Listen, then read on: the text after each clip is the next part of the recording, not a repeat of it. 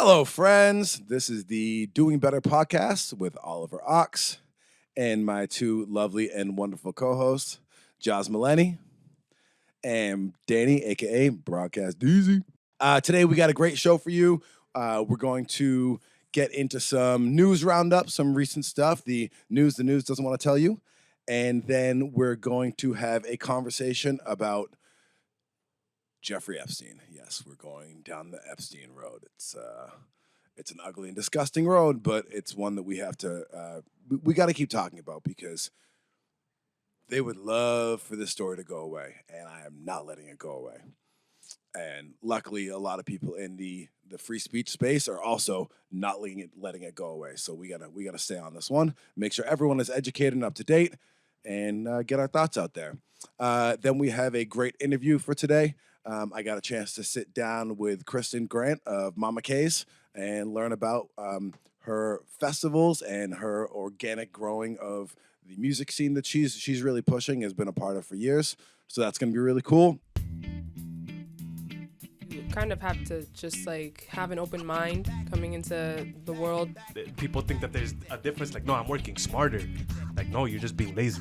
And even if Fox News and MSNBC take different views on a topic, the topics are the same thing on all the channels. So I wanted to start today. I found on another podcast I listened to, and I can't remember which one because I listen to a lot of podcasts. All I do when I'm gardening or working on my cars or pretty much anytime I'm not directly interacting with other people, I got my headphones in and I'm crushing podcasts and trying to or lectures or debates or something, just trying to learn and grow always. I think I probably get, and luckily with my job, I have a decent amount of time when I'm, fixing machines or doing things that don't involve talking to people. So I probably get a good 30 hours a week minimum of podcast content. And one of them had a great quote, which actually relates to our previous conversation from before we started. Henry Bergson, I don't know the correct pronunciation. It's Henry with an I, so I assume it is Henri. Fortunately, some are born with spiritual immune systems that sooner or later give rejection to the illusory worldview grafted upon them from birth through social conditioning. They begin sensing that something is amiss and start looking for answers. Inner knowledge and anomalous outer experiences show them a side of reality others are oblivious to, and so begins the journey of awakening. Each step of the journey is made by following the heart instead of the crowd, and by choosing knowledge over veils of ignorance. So I thought that was, doesn't really making faces. You just made a face like you're making faces. Are you spacing out? Wait, what? No, I'm not spacing out. It's just I thought that was, well, that sounds like a very high thing to say. That's all I got. So what that means to me is I think the reason it spoke to me is I think it sort of speaks to the idea of rejecting the norm when it comes to what we're told about what you're supposed to do in life. Be a good kid and do what you're told, and then go to school and listen to the teachers and get good grades, and then get good grades, and you go to college and you work hard, and then you get a job, and all the time you do what you're told. And this natural thing is bad for you, and this is gonna do, yeah. Exactly, right. So only listen to doctors for your health, and there's nothing else to it. Only listen to teachers for the facts about the world. Only listen to the news. Only listen to politicians and whatever. And this is about, the great thing about life is that you're learning and you're growing and you're discovering. And I think for me, that's what I feel very fortunate that I've been in a position in my life to be able to really engage in that. I was able to, I sort of was on that path through high school when I sort of was like, got to do the things and do what I'm told and whatever. And my parents were very education people. And I think it's a lot of immigrant families, right? It's this very much you're going to study and you're going to do well. You're going to go to the best college and you're this is how you do it, right? And that's how I was raised. And the great part of that was that it ended up in me going to college and being able to be oh, look, I'm on my own and I get to rewrite my own worldview. And it sort of goes back to what we were talking about earlier of some things that help you open your mind and do that. So anyway, I feel very fortunate to have done that. And I feel like the last 20 something years of my life has been one of discovery and learning and now doing and sort of trying to, now that I've found my own worldview, and again, it's still growing and developing. There's still infinitely more things that I don't know than things that I do know. So like, there's much more for me to learn in this world, and I'm sure lots of things that I believe to be true that I'm wrong about. That said, I think now that I've sort of established my own worldview, I'm in a place where I can create and do better and do in a way that is a rejection of the system and some of the stuff we talked about in the last couple of weeks.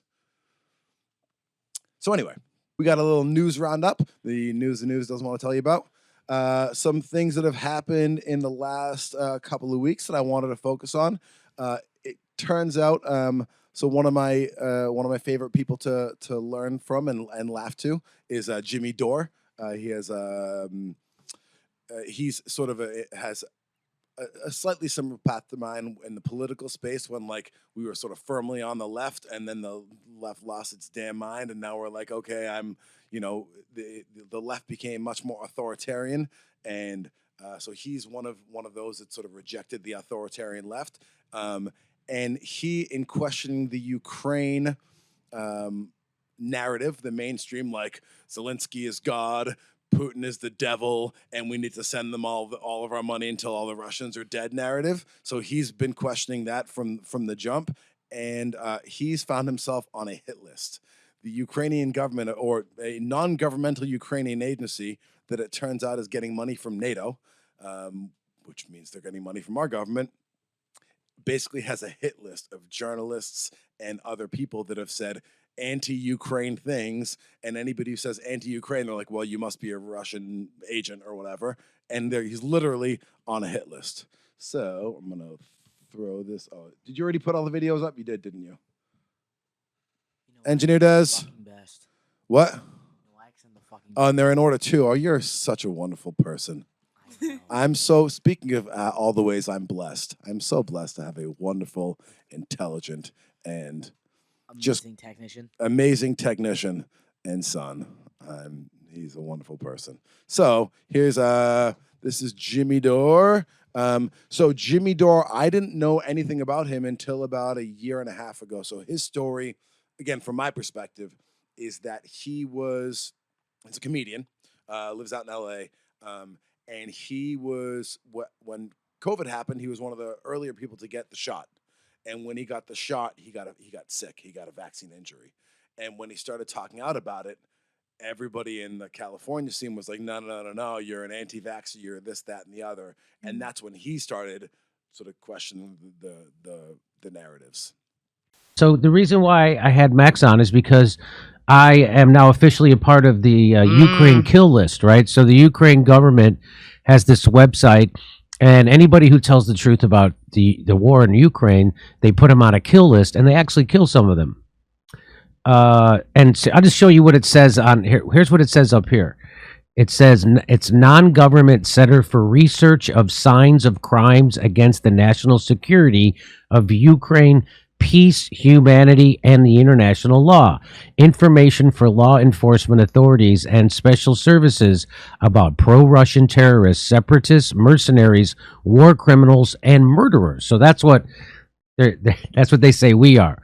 And so there it is. That's my close-up. It's not a horrible picture.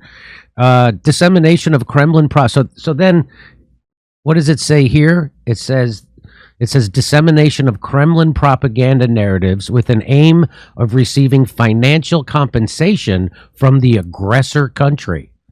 Justification and informational support of fascist Russia's open attack on Ukraine. And then there's the big page, and it lists all my YouTube stuff that I've when I've told the truth about Ukraine. They list them. That's their evidence for me being a bad person that should be killed. And then down here, it says this. It says the Peacemaker Center asks law enforcement agencies to consider this publication on this site as a statement that this citizen committed a deliberate act against the national security of Ukraine, peace, the security of humanity, and the international legal order, as well as other offenses. So, this is, a journalist. This guy's effectively, he always refers to himself as a pothead comedian, like, who's made his way because he spoke out against the war in Ukraine, has made his way onto effectively a kill list. Can't even be funny nowadays. Yeah, literally, he makes jokes about this stuff, right? And I think what it reminds me of is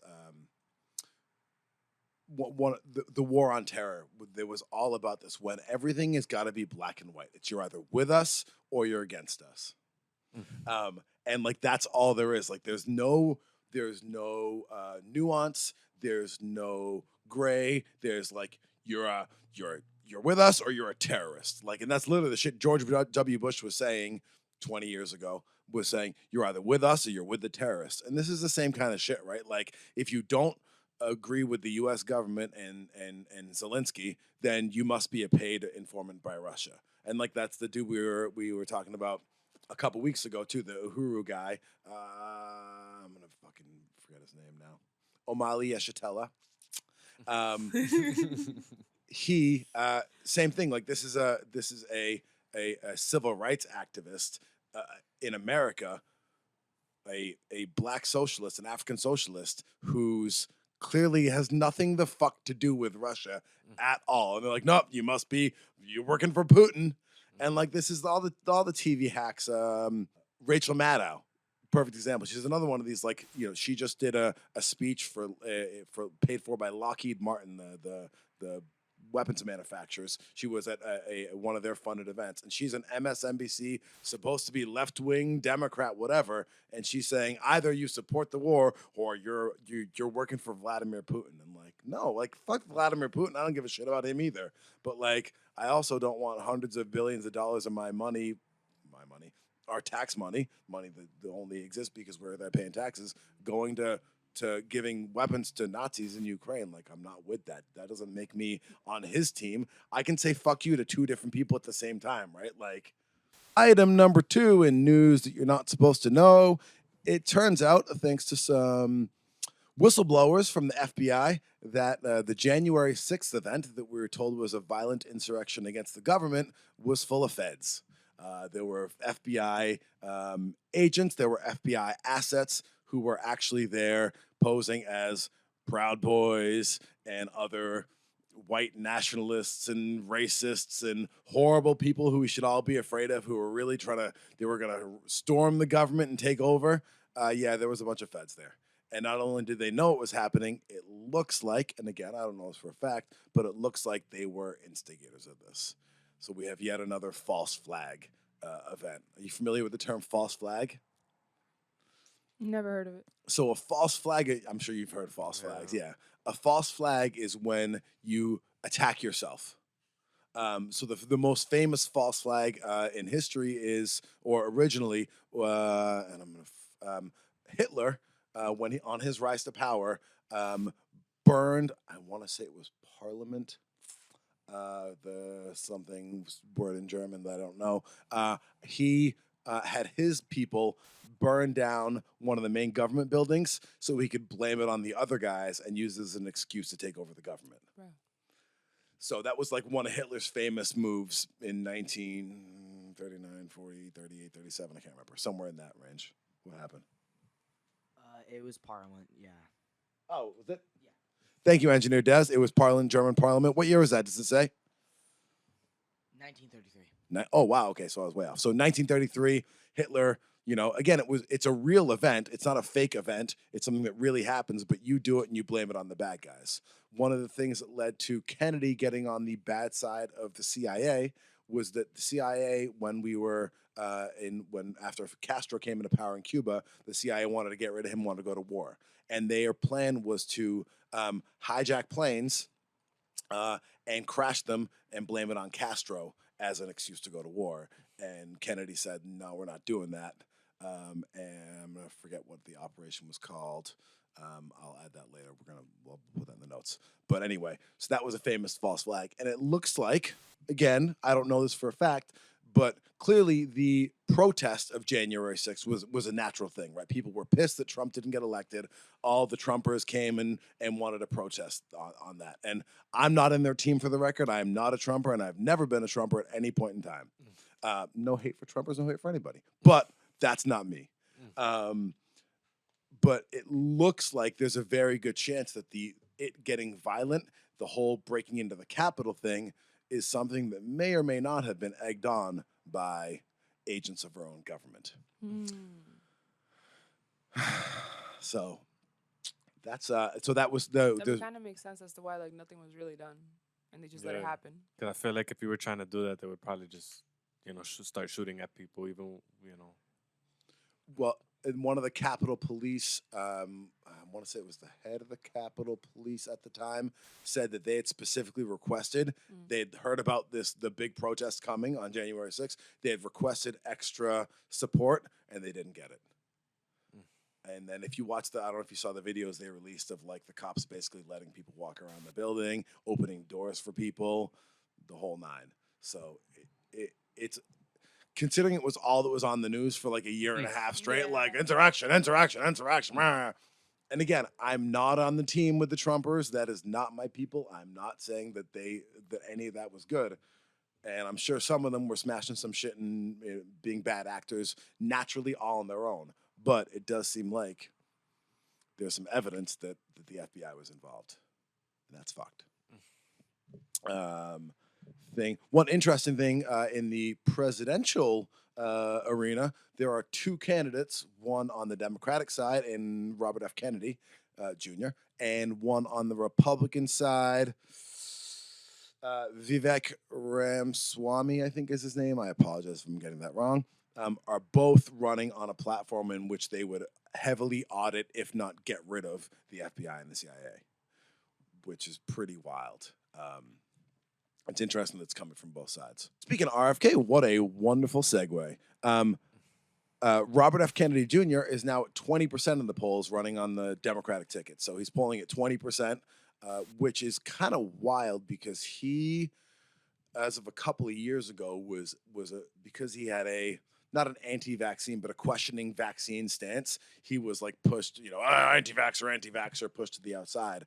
And partially because so many people on that side, the questioning of the COVID shot has been clearly the smart position. It seems like over time, he's got a lot of energy going that way. What's wild is that the Democrats don't even want to have a debate. And if you listen to RFK, and I'm not, there's really no politicians, especially in the Republican and the Democratic parties, that I'm like, that's my guy. I believe in him all the way. Like he has some positions that I don't love, but he's incredibly smart. He's an environmental lawyer. He just like knows his shit. Like comes from a family that's been in politics. The man is incredibly smart, incredibly eloquent. If you watch him in any sort of debate or anything, he's like on point. And I'm sure the Democrats are like, fuck, if he goes up against Joe Biden, like, he's hitting him up. It's going to be bad. This is Simone Sanders, who's a Democratic insider, and she's talking about these other candidates. So RFK Jr. is one of them, and Marianne Williamson is another one of these big Democratic candidates that's trying to beat Joe Biden out for the nomination. I really think that the mealy-mouthed Democrats, as I like to call them, and some of my progressive friends who would like to live in a fantasy land, they need to come back to reality. Yeah. And the reality is this. The sitting president of the United States of America is a Democrat that would like to run for re-election, so much so that he has declared a re-election campaign. Right. In that case, the Democratic National Committee will not facilitate a primary process. There will be no debate stage for Bobby Kennedy, Marianne Williamson, or anyone else. So we're going to have another Bobby Kennedy in an empty chair in the debate, right? There will be no debate. Yeah, no debate. The Democratic National Committee administers the debates, and they're not going to set up a primary process for debates for someone to challenge the head of the Democratic Party. So the Democratic Party, which is supposed to be saving democracy from the Trumpers and all those people, they're a danger, threat to democracy. We need to elect Joe Biden and Democrats. Yeah, we're not going to have a primary process. We're not going to have debates. Yeah, there's something weird going on. I mean, again, I get it. Like when you see Biden mumbling and fumbling and falling the fuck over. Falling and- at the Air Force thing recently. Yeah. No, I mean, I feel like every other week it's like, oh, he fell off his bike and whatever. He fell up the stairs and he fell up the It's stairs sad again. though. Like I feel bad when I see it. Like I'm like he's an old man. When you think about it, like yeah, whatever, president of the United States, but he's an old man. I Like, think that's why is so. I think that's an excellent point, and I don't want to. As we talked about on our last show, and my passion and sometimes inability to control my language and energy around these things. I don't want to see an old man falling down. Like that's a terrible thing. The fact that he locks people in jail for having plants, and literally help put hundreds of thousands of people in jail and ruin families and ruin communities and livelihoods, and wrote the Patriot Act, which is the biggest assault on the Constitution ever, and has happily sent guns and weapons to people around the world, and caused probably hundreds of thousands of deaths with his actions. Like, makes me feel less bad. Then we let him be our president. Well, yeah, no, well, and what's worse is we were like, he's gonna save us from Trump, like, but again, I never want to lose track of what you said. I never want to ever in my, as passionate as I can get, and as much as it's 100% right for us to question, call out, and try and remove these people from power and put people in power that are compassionate and accountable and honest, it still doesn't mean I want to see an old man fall down the stairs or fall off his bike. And I mean, we obviously have respect for our elders, but fuck that guy. You know, that's pretty much it. Like, fuck that guy. well summarized. Yeah.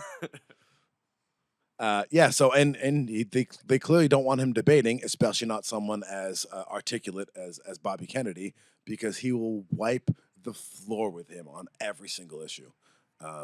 But it's just wild watching these people who are like, oh, we're saving democracy, be like, actually, nope. So after saying earlier that we would not be sending any planes to Ukraine, we're now sending them F-16s. What's wild about this is they don't have the training, like they're not trained to fly them yet. So that's going to be real interesting. And we've said that they're not allowed to use them to go into other countries just to defend themselves. Whether or not that's going to happen is wild.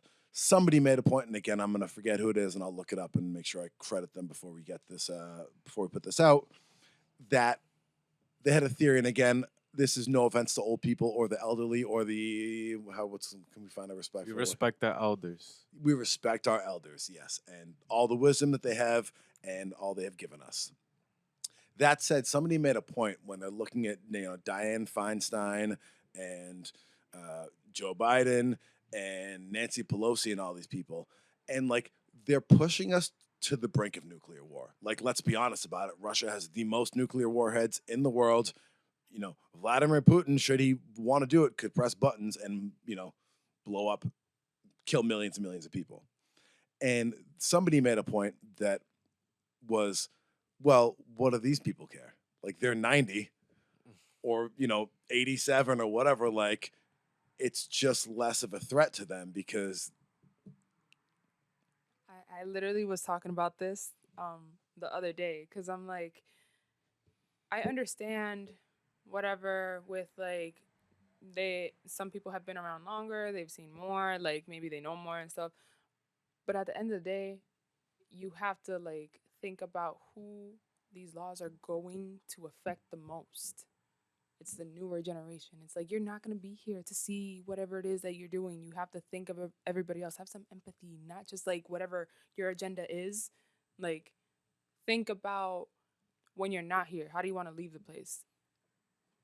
Yeah, and I think it brings up the importance of getting some more diversity in leadership, not just among race and gender, but age, right? Like we need more young people representing themselves in politics. And I think a big part of this is people having some modesty, because I think we get the idea that as you're older, like obviously with age comes wisdom, and there are At least 30, you know, at least 30. Anybody in office got to be like 30.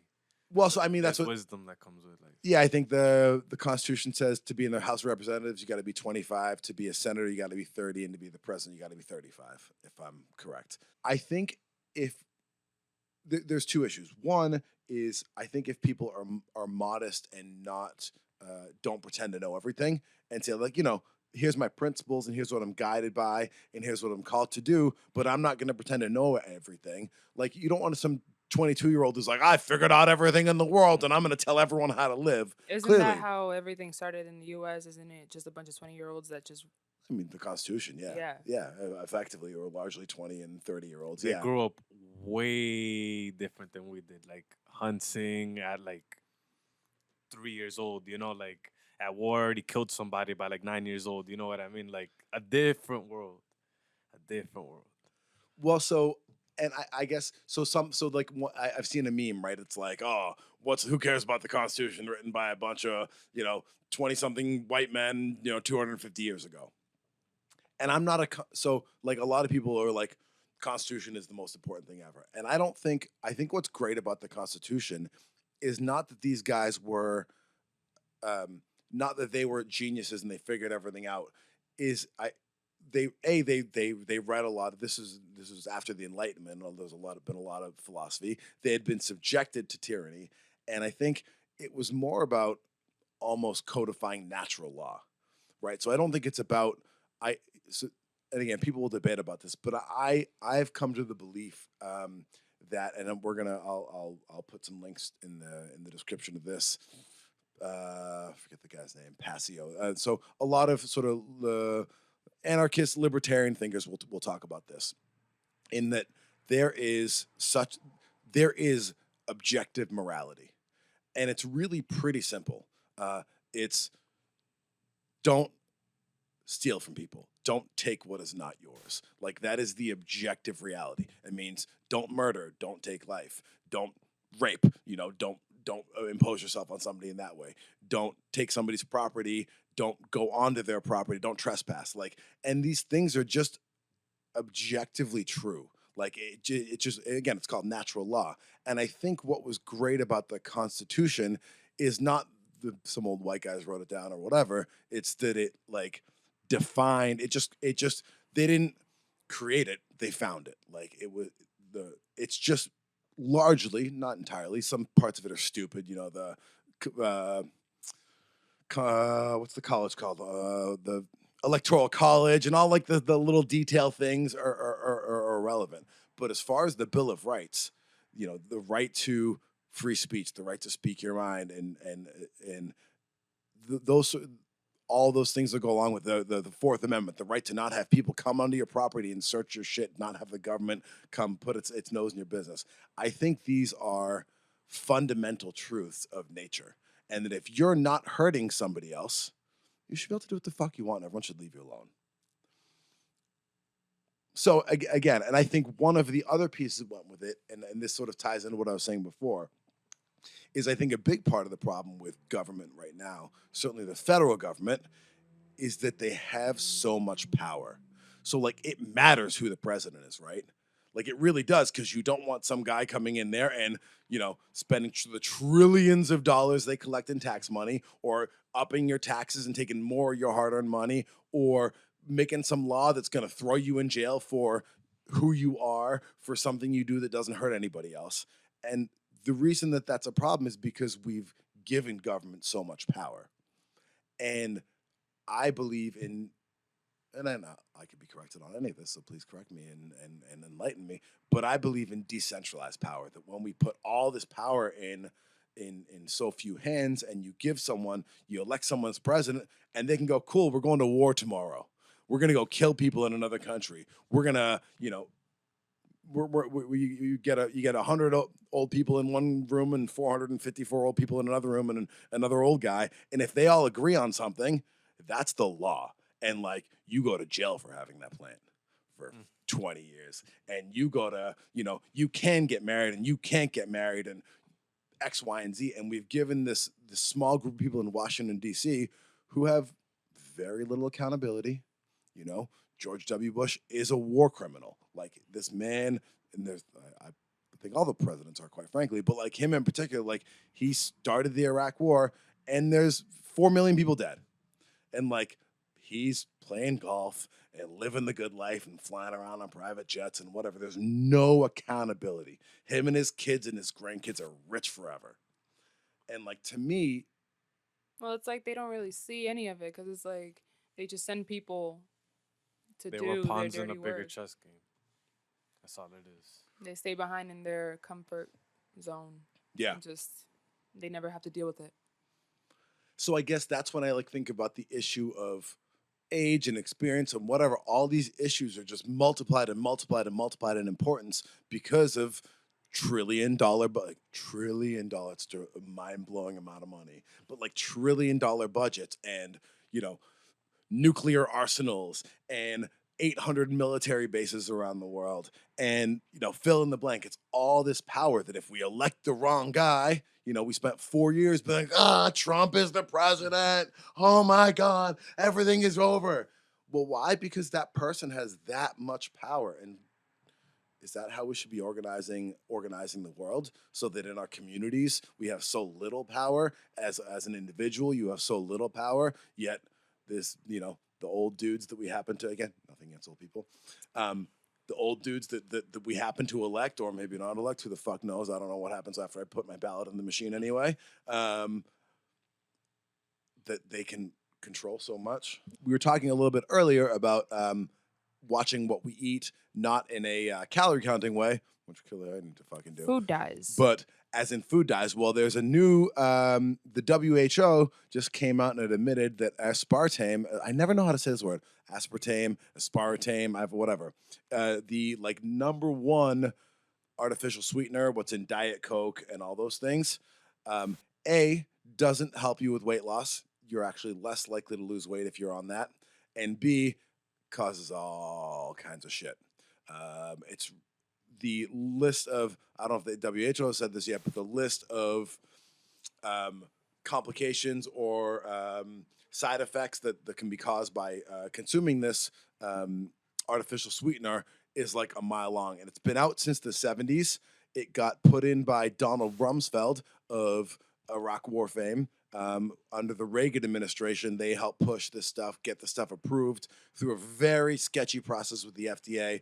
Lots of people right in the beginning, in the 70s were the trials for this, and lots of people right in the beginning were saying, no, this is not safe. It's causing tumors in the mice or rats, I can't remember which one it was, that we were testing it on, like, not safe, not safe, not safe. They pushed it through, rushed it through, and for this whole time, since like 1980 till 2 weeks ago or whatever it was, they've been saying, no, it's safe. And if you don't say it's safe, you're just some hippie conspiracy theorist, whatever. It's fine.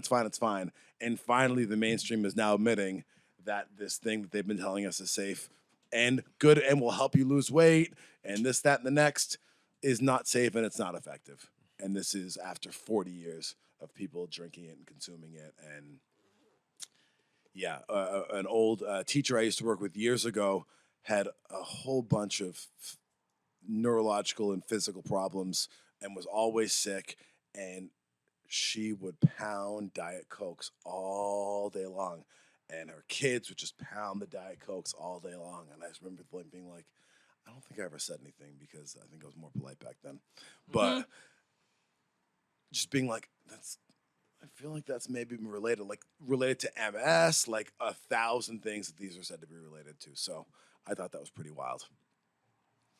Yeah, sorry.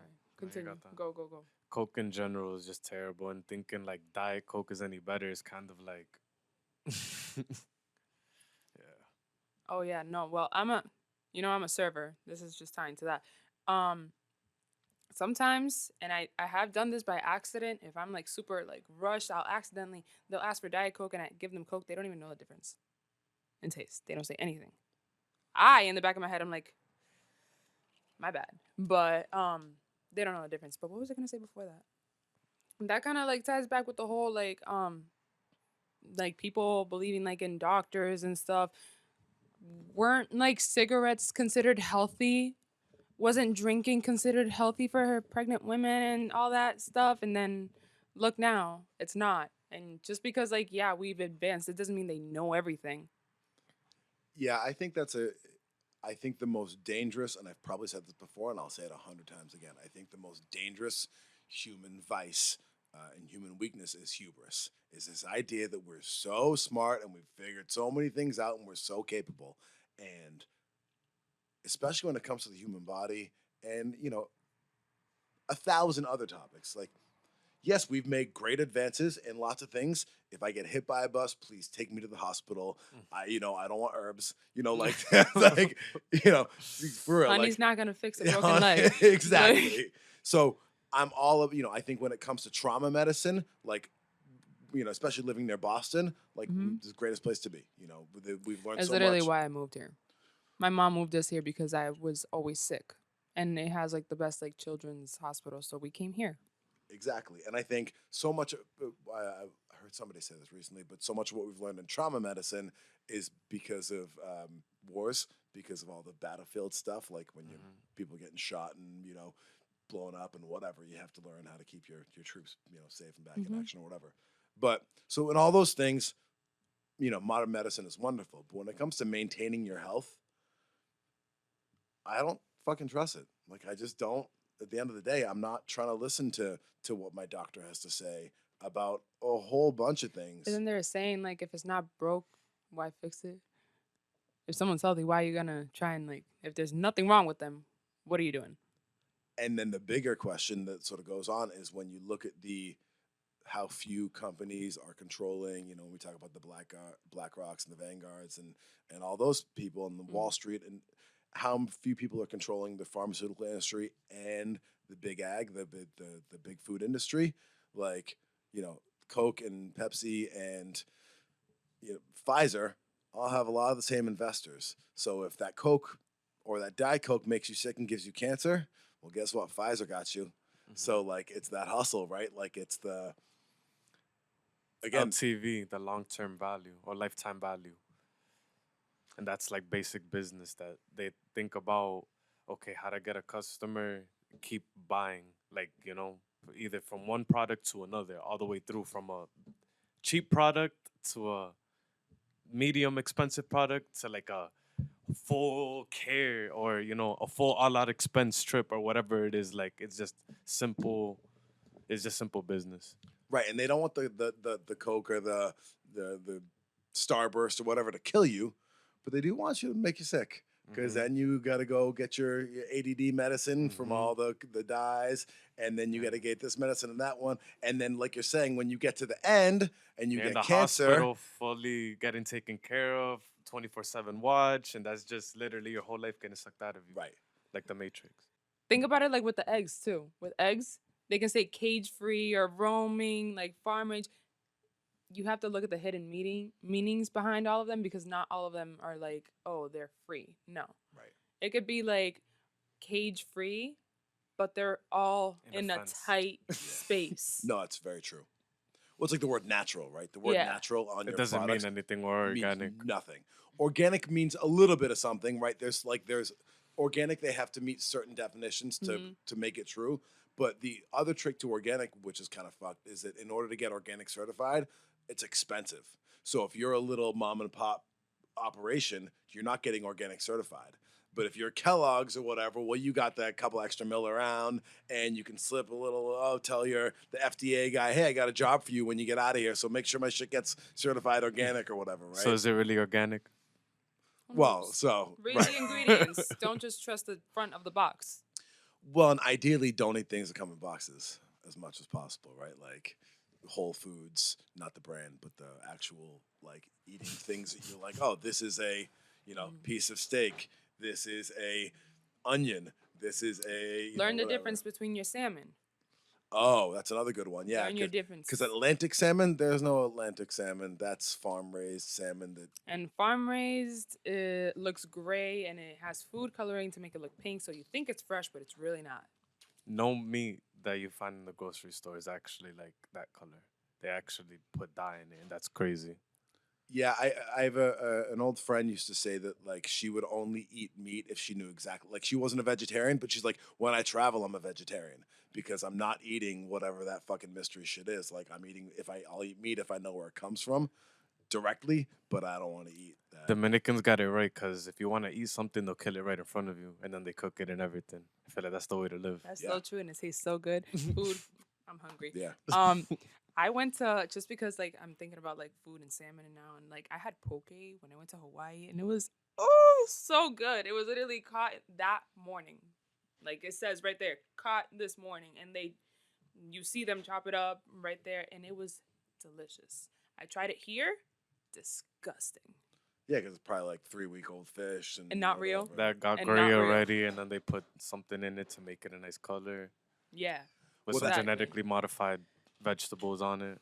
There was a study not that long ago when they went and tested sushi, and they tested the different fish, and they're like, yeah, half the shit that they say what it is, that's not even what type of fish it is. Like that's tuna, that's not tuna, that's not like whatever all the different types of fish. Like they're King crab, none of that. right, it's all fake. That's the thing. Like meat nowadays, like you don't even know what's in the meat because there's a lot of people that go missing every year, and on top of that too, Yeah, there's don't like scare me like that. I like to eat. it's true. No, if you look at the rates of how many people are missing and how many people don't talk about it, it's kind of crazy, and it's only gone up.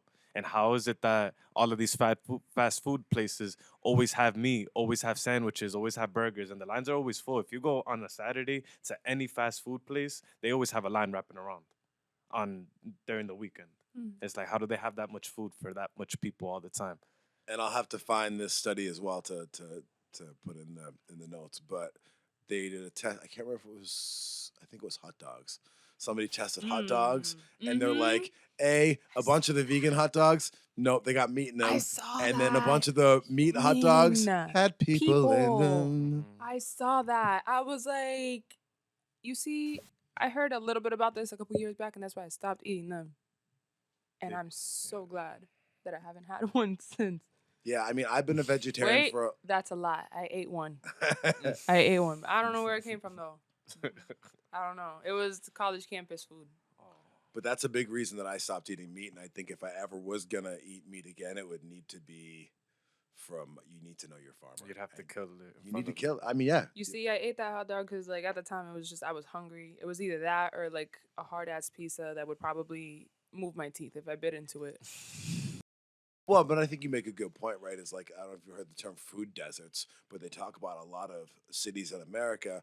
There's no fresh food available, right? I heard about that. I was watching this show called like Undercover Billionaire, and they were talking about that because like one of the episodes was like, I mean, one of the like whatever segments was based in Tacoma, and they were saying how like there's a bunch of like food deserts, and people didn't really have like access to fresh foods or like healthy foods, and if they wanted that, they would have to order it online, and it would be like overpriced.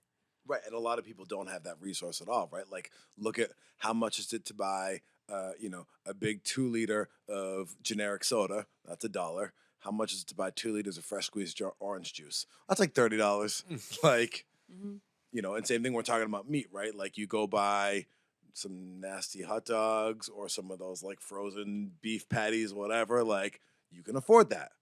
You want some farm They raised, do it on purpose. organic, grass fed, whatever. Well, that's 10 times more money. Yeah. But there's no people in it. Ground meat, like I have meat. Animals have meat. Like I And thought it was just like they just took whatever leftover parts and put it all together. Is that not what it yeah. is? Yeah. Well, and one of the leftover parts of Don't they use that for like sloppy joes or something? tacos Yeah, and I all don't. that kind I of don't. shit. I don't yeah. even eat tacos. I don't like sloppy joes. Like I don't like it. And the meat industry, in a, like factory farming, is notorious for taking sick animals, like literally cows with tumors and shit, and like, oh, that doesn't look like a very good piece of beef. We can't make steak out of that. You know what we're gonna do? Ground beef. and they feed it to us. So imagine what happens to us. Yeah. Even You though not start getting the genetic, same you know? exact diseases, and then Yep. And that's one of the big things I remember when I first taught at Lawrence High that really upset me is like they're like, it's like, oh, we have free lunch program. And free lunch, that's great. Yes, that's great. What is in the free lunch?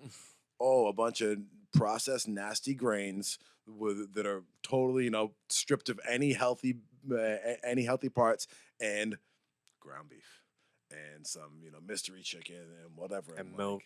Yeah, and milk that is, Expired. I remember I would always get a carton of milk and I would look at the expiration date. There was this one time, it was for breakfast, and I wanted it with my cereal. I just opened it and it smelled disgusting. And then when I literally just poured it a little bit just so I could see it. Yeah, no, chunky. They don't even check it. yeah, and just in general, like factory farm cow's milk is. I don't even Nasty. drink. Milk in general. I don't is drink just milk nasty. anymore like that. I drink soy milk now. I changed how I eat a lot. But then, are you worried about the soy stuff? Because I was reading about. So I've been a vegetarian for 21 years. Yeah, I don't know if I can do vegetarian. I'm But like a lot of the shit that I've been eating for all these years, a lot of that like fake meat stuff is terrible for you. Like way worse than way worse than even eating regular meat. Probably not worse than ground beef, but worse than eating like good healthy meat, whatever. So I don't know. That was like a big the reason I stopped eating meat was all health related, and I definitely saw some improvements in my health then. But I wonder, I don't know if that's from not eating meat or not eating shitty meat. Yeah, it's also like a mental fact too. If you think you're doing the best thing, your body and the world around you is gonna react to that as well. I mean, listen, I can eat like the same meals here and gain a bunch of weight. I'll eat that same food in Dominican Republic and I don't gain weight. I look fine, I feel healthy, and it tastes even better. So there's something related. That's a great point. I've heard a number of people say that if you go, people who are have a gluten intolerance here, Mhm. will go to Italy or other countries and eat pasta or whatever there and they're bread, fine. and they're I fine. saw that. Right. I saw that Same thing on with some TikTok. dairy stuff too, right? That like some of the Yeah. people will have a lactose intolerance, Yeah. and then you go somewhere else and you have things that don't come from the American food system. I almost want to be like food system, and you're fine. Was it here that we were talking about how diabetes is like just a nice word for processed sugar disease? I don't know, but I've heard that same point. Yeah. So yeah, just know that's a whole business created on like literally the sugar that's in everything we every day. Yeah, I mean, type 2 diabetes is a result of eating the standard American diet, right? Like that's what it is. Engineer does. It's also kind of like people just always trying to get all English. Please come to me. Always people trying to get over on you, and just trying to take advantage of everything. And like how the ground beef thing you said, it's just like random pieces of meat that they could not use. So it's just them repurposing stuff that is useless to them and getting more money, and all that type of stuff. So. Yeah, and I think so. I remember the name of the guy who's on the Free Thought Project podcast. They had this guy Mark Passio on, and he talked about the morality and natural law. And he says that it doesn't matter how much we like try and fight back against the system. The reason the system exists is because we're all willing to do immoral things that violate natural law in order for a paycheck, because we're not willing to be uncomfortable. And people doing that over and over and over again, we've elevated these companies, because when you look at food, there's a fairly small number of companies that control the vast majority of American food. Like, because we're not willing to make the sacrifice, pay a little bit more, work a little bit harder to find better, healthier stuff, we keep putting these people who have the worst morals and are willing to take that, push that half-dead cow into the grinder so you get your cheeseburger, right? Like, slash whatever the fuck else is going in there, right? I mean, it's like a double. I don't think I'm using the analogy right, but a double-edged sword. We put them in that position, and then how you were saying, like, oh, we have to do this, we have to do that. They also make us tired. They also distract us. They also like separate us, make us want to argue with each other. On top of just staying on top and just it's like it's both ways. We're getting double fucked. It's kind of funny. Yeah, no, I mean, it's not funny at all, but yeah. That's funny if you think about like, damn, like a lot of people really just don't see what's going on in front of them. It's like not funny like an actual joke, but like Right. it's just you wouldn't believe it. Like saying it, it kind of sounds like something that's make believe. Yeah, from fucking horror. Yeah. Double-edged sword means having positive and negative effects. So I didn't know if is that like No, I think I spent the whole time you were talking trying to think out. There's an analogy. There's a turn of phrase that is what you're talking about there, and it's not coming to me either. So, Yeah. well, It'll come later when we're done watching. it'll come later. Yeah. Yeah. And if this makes it into the final edit, somebody in the comments tell us the right analogy or turn of phrase, please and thank you. Facts, educate us. Just do like a Educate little We're us. trying to do better. It meant this. Yeah. Like- Pfizer and Moderna had originally, with the FDA in their corner, had wanted to take up to 75 years to release the data from the original COVID trials.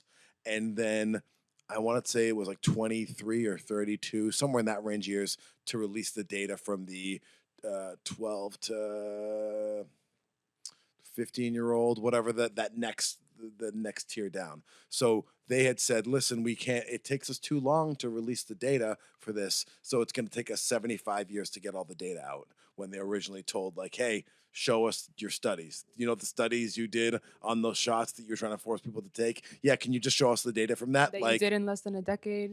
yep. That like thing called science where you're transparent and you're clear and you let people check your data and check your work. Yeah, they said they needed 75 years to release the original data, and then again 20-something years to release the teen data. And so there was a group, I believe it was ICANN, Informed Consent Action Network, sued, and the judge basically said, yeah, FDA and Pfizer and Moderna, you have to get that out in, I think it's the next 2 years. So all that data Nice. will be released. I was like thinking, I'm like, I don't know. This is just me. It's like curiosity, whatever. What if it's like, you know how some people like pay for information or something? Like there's information on there that, I don't know, maybe they sign an NDA and maybe that NDA expires like in a certain amount of time. And maybe that's why they said that. Like, I don't It's know. probably what they're trying to use to argue. So I think your one thing they have to do is obviously redact all the names. So if you're like patient Yeah. 743, they can't put your name on it. So like, but that's just writing out a bunch of fucking names. Like, and we got AI. Like you could do that in 15. Write it- Chat write a GPT. list Yeah. of Hey, Chat 100 GPT. different Just names. put all the information into ChatGPT and be like, convert this with different names. take And the they don't names got out. ChatGPT Name them after 3. flowers. They have that stuff that, you know, that's like gonna get released to us in like 10 years from now. So yeah. Yeah. So anyway, they got sued, and they are now gonna have to release the data in the next couple of years, and it's probably gonna be a shitstorm once we see how dishonest they were about all the side effects or whatever. Engineer Des. While also, I'm guessing they did 75 years plus, probably because it won't be relevant by then. So it's a nice thing that they're gonna have. Everyone that got that shot would be dead by then. Exactly. Well- And within the next 2 years, it will be somewhat relevant. Not like probably not mainstream, but like still relevant enough to like be very popular to see if like their fucking is over. Well, right, and it's been less than 75 years since JFK was killed, and now we found out it's probably the CIA, and the CIA pretty much came out and said that's probably us, and nobody seems to give a shit now. So it's clearly long enough that you can get away with the worst crimes imaginable. It's like, hey, you know, all of those people are dead. It's like, you know, you don't want to. Well, why are you gonna hurt us? We weren't even alive. One related story came out that they have had a whole bunch of cases of myocarditis in infants in the UK. What's that? Myocarditis is the inflammation of the heart that has been linked to the COVID shot, specifically in young men. So if you're in the 14 to 35 for males, you have an increased risk of the shot gives you an increased risk of myocarditis, and they've admitted this officially, and that's an inflammation of the heart, and it's a lifelong condition. You know, if you're an athlete and you get myocarditis, you can't be an athlete anymore, and whatever. And they're finding it in infants. So this is, again, myocarditis is one of the complications that they've admitted is caused by the shots. It came out, it's happening in infants. One of the things that from the jump was one of the biggest red flags for me about the shots was they recommended them for pregnant women. and they said pregnant and nursing women should take them. However, when they did the studies for the safety studies on the shots, pregnant and nursing women were not allowed in the studies.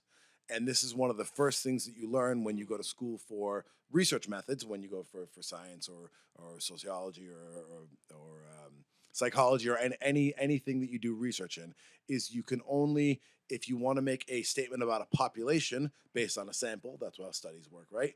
You have to include everyone in the sample who's in your population. So I can't approve a drug for all men and women and then only test it on men, because doesn't represent my population.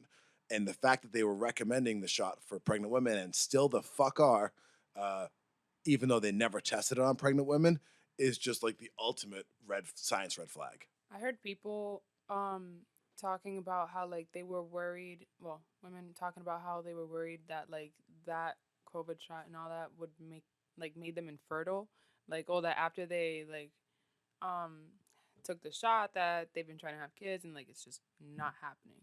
And that made me think of like, oh my God, it's like The Handmaid's Tale. It's like something's like the people, yo, it's crazy. It's crazy, You're not but the first person to make that connection. yeah. There have been some studies. I'm gonna forget who they were done by, but connecting stillbirths and miscarriages being very, very elevated in women who've had the shot. So again, doesn't mean you're not going to be able to have a healthy kid. It just means you're running a higher risk of having a stillbirth or a miscarriage, or maybe a baby with myocarditis. And maybe that's why they're trying to figure out how to make babies on petri dishes more and just like genetically modify them to however you want them to look like and however like how athletic you want them to be and all that, because they're gonna make synthetic babies. Did you see that they made like an artificial womb? Like they're working on something like that? I have heard that. Yeah. Yeah. Yeah. Well, it's Makes you wonder. one of the those of us who are a little more conspiratorial minded and less trusting of the powers that be were very. Bill Gates being involved in the shot from the beginning was a big red flag, because Bill Gates has been talking about getting the population of the world down. So like, I don't know if I want to trust somebody who thinks there's too many people on Earth to try and save people on Earth. But again, maybe that's just me and my conspiracy theories. Last one, and then we will move off from the news that the news doesn't want you to know, is the this is definitely in the mainstream news, but with a very different twist on it. There's a dam, you guys might have heard this in the last couple of days, on the border of Ukraine and Russia that is right in the war zone effectively, that was blown up. And this is a huge disaster for a number of reasons. One, there's villages that are on the downside of the dam that got wiped the fuck out. The dam was providing water to a ton of farms, and we've talked about this before about the threat to the farming and food production industry. So there's lots of farms that are not going to have water, and it also provides water for a nuclear power plant. Russia's, I believe, biggest nuclear power plant. And nuclear power plants, the current generation of nuclear power plants, it's a runaway reaction. Like once you start a nuclear reaction like that, you don't stop it. You just keep feeding it water. It keeps boiling the water, and that's where you get the energy from, which is wonderful because it's clean energy. There's, other than the small amount of nuclear waste, there's no pollution, and it creates a ridiculous amount of energy. The downside is, if you run out of water, you have nothing to cool down this out of control reaction, and then it melts down, and you get a Fukushima or a Chernobyl, huge disaster. So this dam was blown up purposefully. The mainstream media will tell you that Russia did it to itself, just like the Nord Stream 2 pipeline, which got blown up, which was sending Russian gas to Germany and was providing huge amounts of money and income to Russia and providing cheap energy to Germany. That got blown up as well about a year ago, I believe it was. Again, the mainstream media will say that Russia did that to itself. Seymour Hersh came out, a respected journalist who was involved in the My Lai massacre and a bunch of other things, came out with some sources saying the CIA was involved in the Nord Stream 2 pipeline. We don't know who's involved in the blowing up of this dam, whether it was Russia, Ukraine, or my instinct is probably the CIA. But again, I have no evidence for that, just my gut. So anyway, this dam was blown up, and it's in addition to the people that it killed immediately, it's a huge threat to Eastern Europe and Russia. So that's other, and I'm not even going to attempt to pronounce the name of the dam because, yeah, it's something Russian or Ukrainian. So that is our news roundup. Anything you guys would like to add or any comments? No, I think we're good. All right. Let's move on to our main topic of the day. Our main topic of the day is Jeffrey Epstein. So there are, we're going to do a little bit of a rundown of the Epstein case and some of the newer things that have come up and why you should care. So, Jeffrey Epstein is a billionaire financier, or was a billionaire financier, who was this Wall Street guy who was connected to lots and lots of people. And starting in 2006, he came into he was noticed by the law enforcement agencies because he had been having, he was in Palm Beach, if I'm getting this correct. Yeah, he lived in Palm Beach, which is like millionaires. And then next to Palm Beach is West Palm Beach, which is a rather impoverished area. And he was having girls from the West Palm Beach High School coming to his house to give him massages as young as 14 years old and paying them $200. And then sometimes not right at first, but after the second or third time they came, sexually assaulting them. So he was a pedophile and a molester and generally a horrible human being. And he did this, I mean, hundreds of times. Like, this is literally, I think there's 40 girls or now women on the record saying this is what this guy did. And that was sort of the first time that he got found out. This was in 2006 was the first time the charges were brought. Again, 30 to 40 victims. The Palm Beach PD was trying to go after him. They basically said, based on the evidence that we have, like, this guy's going to jail for life. Like, you can't fucking rape and molest 40 people. Like, you're going to jail for life, which seems pretty fair to me.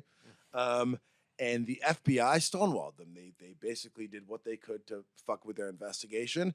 And at the end of the day, in 2008, he ended up reaching a plea deal. Alex Acosta was the U.S. attorney there, and they came up with a plea agreement in which Epstein would serve 18 months, and that was about it. And it was a sweetheart deal because he got, not only was it 18 months, he got special treatment in jail, was in a private part of the jail, and then he got a work release program, which meant he only had to go to the jail to sleep at nighttime. He got to be out all day long. So he was out on work release and was caught violating his probation, terms of his probation, violating the terms of his work release. After he was there for, I think it was about a year, something like that, he spent the rest on house arrest, but would hide in the car while they drove him out and wasn't there on house, like was caught over and over again breaking the rules and never got in trouble for it. So, someone who should have gone to jail for life and would have had the Palm Beach PD had their way, ended up, thanks to the feds, basically getting off for free. Having the easiest jail sentence in the history of jail sentences, and then having house arrest, and then being released to be a billionaire again. It's crazy. Imagine being rich and out on work release. Like, you don't really need to work. You could just pay the people that you're working with. Or there's just so many variables on there that it's like, that's kind of stupid. It's incredibly stupid. And it's like, it's really... Engineer Des, do you have something to add, by the way? Give me a second. Okay, thank you. I'll go there. I got it. Not trying to downplay it, but this kind of like reminds me of two separate things. Like a mix of Deshaun Watson and Dan Schneider, just a little bit. A mix of those two things. Yeah. It was like the little kids. Dan Schneider was the Nickelodeon guy, yeah, who was also a creep, right? That's what I'm saying. Like, because little kids and then massages. So like Deshaun Watson and Dan Schneider. Yeah, but Deshaun Watson, again, I don't want to say what he did was fine. Again, I don't know the details on it, but those were adults. That's why I said like Dan Schneider mix. Sorry. Right. it's a difference with a 20-something-year-old who's he's hitting you up on Instagram. You should know fucking better. And then a 14-year-old girl. Like those are two very, very different situations. And like I think you had mentioned earlier when we were talking about this before we got on, you're like, why $200? Like, why are they gonna go to his house, some rich guy's house, and do that? But like, if you're 14 and you're from a poor family, like $200, you just gotta, massage some creepy dude. If that's all you think you have to do, like, I don't know.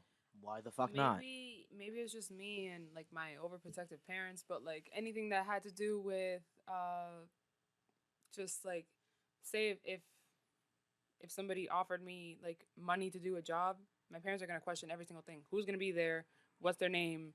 Where are you going? From what time? When can I pick you up? Like it's just they need to know everything. But like I watched that first episode and I just saw that they just kind of just went on their own. They're young, going into an old man's house. They didn't think like what could happen. It's just I think this is just me thinking like my mom, where I wasn't allowed to sleep over like my friend's house at all because they have brothers and dads and uno nunca sabe. Like you never know. That's basically what they would say all the time. So they were just super overprotective with that, and seeing that not being the norm for like other girls that are younger, it was just kind of like it threw me off. But so then are they super overprotective or are they the right amount protective? It's like who knows anymore. It's just like it depends. Like I don't let my kids sleep over at other people's houses, and they give me shit about it all the time. But like, you can hang out during the day. You don't got to be there at night. And like, I also think about my own childhood, and again, luckily it was nothing of the sexual nature. But all the bad shit I did was almost always at sleepovers, breaking into somebody's parents' liquor cabinet, or like, this, that, and the next. So. Yeah, no, I never had a sleepover, so I wouldn't know. But I'm sure you knew people growing up who didn't have overprotective parents. Yeah, but they didn't really like talk to me. It's like if I was very sheltered. If like say if I had a couple people from school invite me to sleepover or like a pool party, like when I was young. I remember in middle school I got invited to a pool party. The answer was usually no, so they just stopped asking and just stopped talking completely to me. So it's like, yeah. It'd be like that. Yeah. So then you're saying that the other side of it is when you are what's called overprotective, that you do isolate your kids socially. Yeah, and when it came to me going out, like, say, like, me going to college and finally being on my own, I needed to learn, first of all, how to talk to guys and actually make eye contact because I couldn't do it.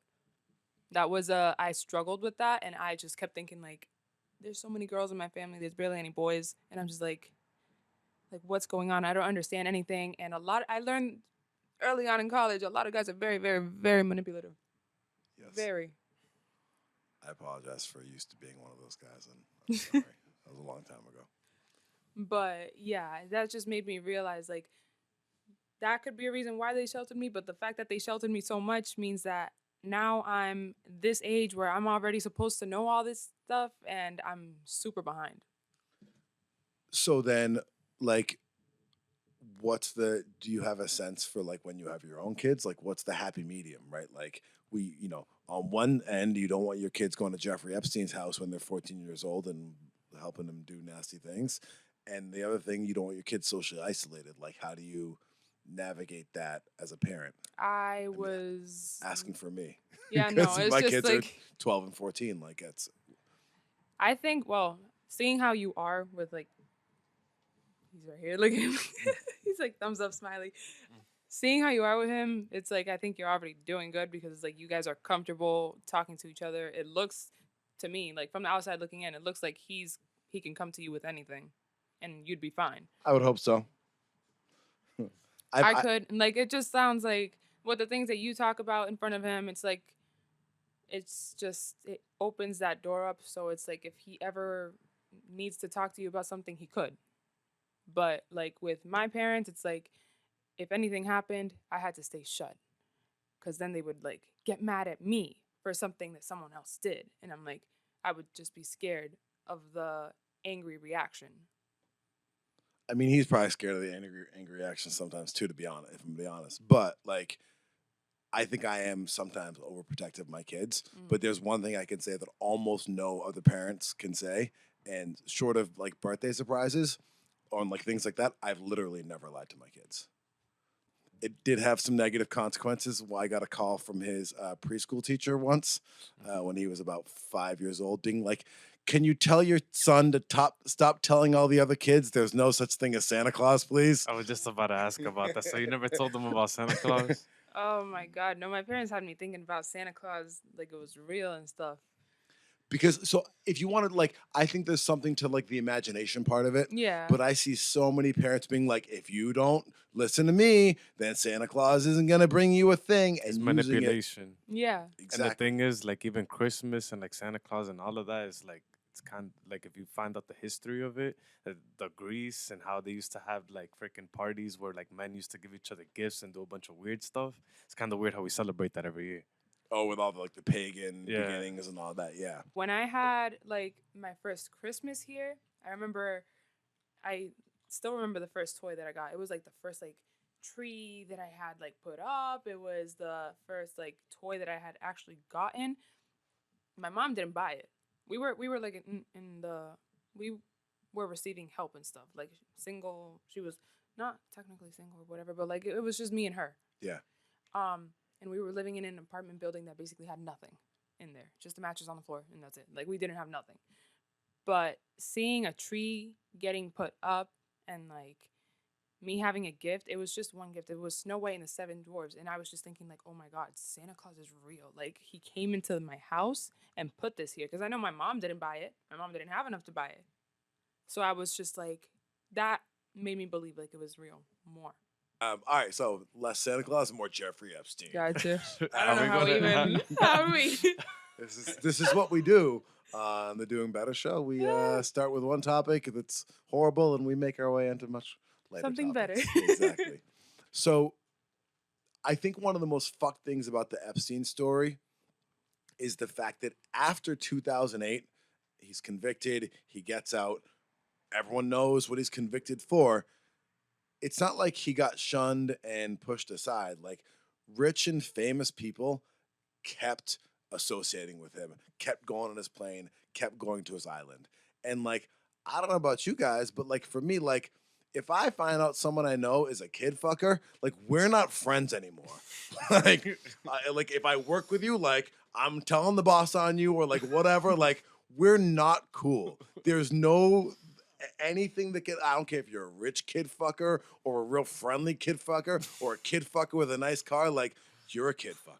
Like, and that's all I care about. And we're not cool anymore. Like, you're out of my circle. And like, if your friend is friends with me, like, I'm not friends with him either. Like, there's degrees of By separation. association. Right. Like, exactly. Like, so for me, when you have guys like, and we'll go down some of the names on the list in a minute. But when you have guys like Bill Gates coming out and being like, well, or like Bill Clinton, or like these incredibly rich, powerful people being like, well, I was just meeting with him for some philanthropy or for some perfectly fine reason.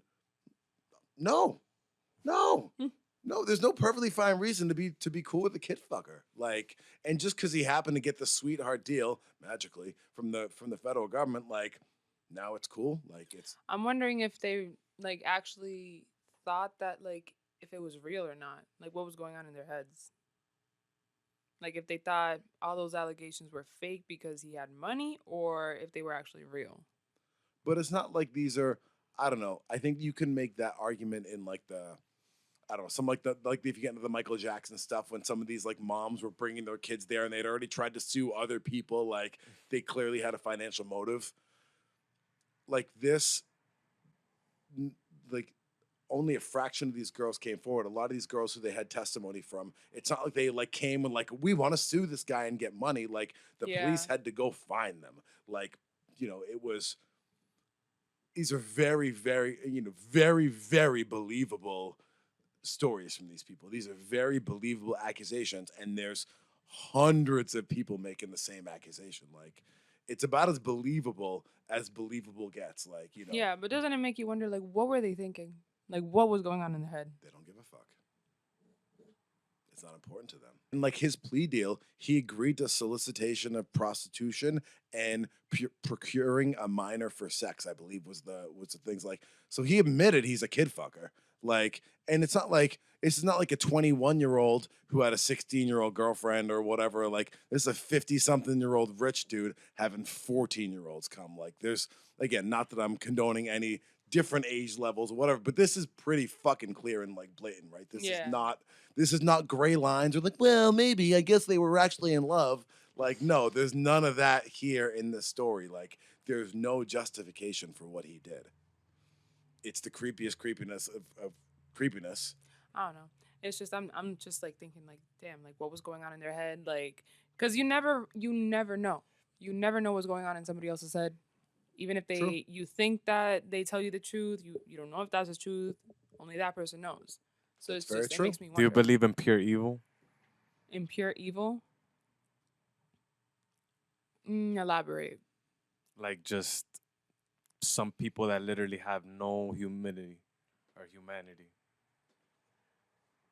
I don't know. I remember taking like, I don't know if it was I think it was my psychology class, and like I think that was like a topic, and I don't know because I question everything. I don't know. So I can't say I like believe in one thing or another. I'm just like, okay, but why is this like this and why is this like that? Like I don't have a straight answer. I don't either. This is one of those ones that I would have always been like, no, so everyone's just like fucked up, not evil. Yeah. But I don't know. I think But then there's something like about like the shadow and like everybody has that and it's like even you would deny it and it's yeah. I believe that there's pure evil, but then also that there's pure good, and not even like on some religion stuff. It's just if there's all this bad stuff happening, there's a bunch of good stuff happening, obviously. But like, there's definitely like a pendulum. Some people, I feel like on a deep like who bred with who going down after baby after baby after baby. There's like a percentage of evil in everybody, at least a little so bit. there's the genetic piece of evil. Yeah. Huh. And then it's just like human choice or conscious choice if you want to be good or bad. And if you're mostly like good, you're gonna mostly have morals, have values. You wouldn't do certain things to other people because that's just who you are. But then there's some people that have more bad in them that it's like, I'll just do it. Oh, I just do this. I'll just do that. I don't know that I think that there's people that are pure. I don't think I've met anybody that I would call evil. I think I'm a big believer in habit and like I said, in natural law. And I think when you get in the habit of being comfortable hurting people for your own gain, like Jeffrey Epstein wasn't like, I'm gonna fuck these girls up for the sake of fucking these girls up. He was a creep. He's like, I want to get off, and I don't care that it's gonna fuck these girls. And look at that exactly. That's kind of like a relationship of like a mushroom or like something that just takes from other things to grow itself. Yes. And yeah. Right. A So, weed. but I don't. Is that evil or is it just immoral and practice in being immoral? Is it selfish? Like I feel like it's more about being selfish and callous and not caring how you treat other people. And I think it's easier to be immoral and callous and not care how you treat other people. And it's harder to be like, oh shit, my actions have consequences on other people, and I've mistreated people and I've done wrong, and I need to work harder and not do that, and I need to put myself in a position that I don't take advantage of other people, because I think it's easier to go that route. Like, it's the whole like stupid like the dark side shit from Star Wars, right? Mhm. Like it's always easier to choose the dark side. It's always easier to say that person's an idiot or they're a moron or they're worthless and they're subhuman, and I can take advantage of them and use them. And it's always harder to make the better choice, which is no, I need to treat everybody with dignity and respect and not trespass on other people in any way. Engineer Des, what do you got to add to our evil discussion? Back onto the genetic thing, I heard that they're trying to make like how also genetic thing and being a child fucker. I heard that they're trying to make like raping and all that like child fucking shit they're trying to make that like a mental disability stuff thing. Which also, on top of that, people like the government themselves, and also how they've done the government themselves have done some fuck shit. How they must, I feel like how they might try to be passing that because they're trying to get some out of some shit and all that type of stuff. Yeah, so like California recently lessened some of the penalties for statutory rape and like made that stuff easier to get away with. And there has been a movement to what do they call it? To normalize It's the breathing for me. what, Des? Maps. Thank you. Okay, all right, so that was worth it. Minor attracted persons. So they're trying. So some people are saying you shouldn't call them pedophiles because that is Hurtful. and Deflaming of character. whatever, and that you should call them minor attracted persons. But I don't really have any time to consider the feelings of kid fuckers too much. Again, I don't think they, I don't want to say like, burn in hell, you're subhuman, whatever, but like there's nothing okay about robbing a child of their innocence. And there's nothing okay about pushing decisions on people before they're able to consent to those decisions. And like that just like I'm not ready to negotiate on that, and I don't think ever be ready to be like, oh well, minor attracted persons should be treated with dignity and everything. No, don't fuck kids. Period. Don't do other things that are related to fucking kids. Like none of that is okay. If you're an adult, you have the responsibility to care for and protect children and not use them for your own vile needs or whatever perfectly reasonable needs if in the right context, right? Like we have our sexual desires, or most people at least have sexual needs and desires, but children and other people that cannot consent or people who are not consenting are never okay to fulfill said needs. Consent is the number one rule of morality. I mean, effectively, that's what, to me, everything comes down to. Everyone should be able to consent to everything that's going on and have fully informed consent. Everything comes down to fully informed consent. That is the backbone of morality. That is the backbone of justice. If people want to make bad decisions, if adults want to make bad decisions and get into bad situations on their own, well, so be it. Whatever. But you cannot violate another person's consent and will, and you certainly cannot violate the will and consent of a child. Whether they're 5 or 14. Fucking Jeffrey Epstein. So you asked earlier, like, why were people okay with Jeffrey Epstein? Why did he get right back into the good graces of people? One might ask, why did he end up with billions of dollars despite not seeming to be adding much value to the world, right? Like, I get why Bill Gates has billions of dollars, right? Like, he had Windows and whatever. And I get why Jeffrey Bezos has billions of dollars because of Amazon, right? These people, again, I might not agree with all the things they've done, but you can at least explain why it happened. In a way. In a way, yeah. Epstein didn't invent anything or have some great company or whatever. He did he was responsible for the finances of Les Wexner, who was the Victoria's Secret, who was the owner of Victoria's Secret and Abercrombie and a few other brands like that. So Les Wexner was a billionaire who gave Jeffrey Epstein a lot of his money and helped Jeffrey Epstein get rich. But the other piece of this is Ghislaine Maxwell. So Ghislaine Maxwell is currently in jail for helping Jeffrey Epstein for helping traffic these children. And Ghislaine Maxwell, she was a huge piece of this operation, right? She was a key part of the Epstein thing. She helped lure a lot of these girls in. She was very involved in Epstein Island. I mean, Ghislaine Maxwell was a fundamental piece of this. Well, her father was Robert Maxwell, who is a wealthy publisher and newspaperman who has connections to Israeli intelligence and possibly to the CIA as well. So he was very much involved in the intelligence community. Had lots of information. He died in a very sketchy circumstances. They found his body off of his boat or his yacht in the sea. So the theory for why Epstein was so rich and powerful, and one thing that was backed up by some of his accusers, was that he was a blackmail king. That was his whole game, was blackmail. So if you went to his island, or he had like the biggest residence in Manhattan. So like in the most expensive place you can buy property, near one of the most expensive places you can buy property in the world. He had this massive, massive townhouse, and every single room there and on his island had cameras in it. So he would get famous, rich, influential, powerful people, bring them over. Maybe they have a wife at home. Maybe he brings one of these Victoria's Secret models over and catches them on video. And boom, now you're going to put me in charge of your accounts. Now you're going to make sure I don't go to jail when I'm caught being a kid fucker. Now you're going to make sure that,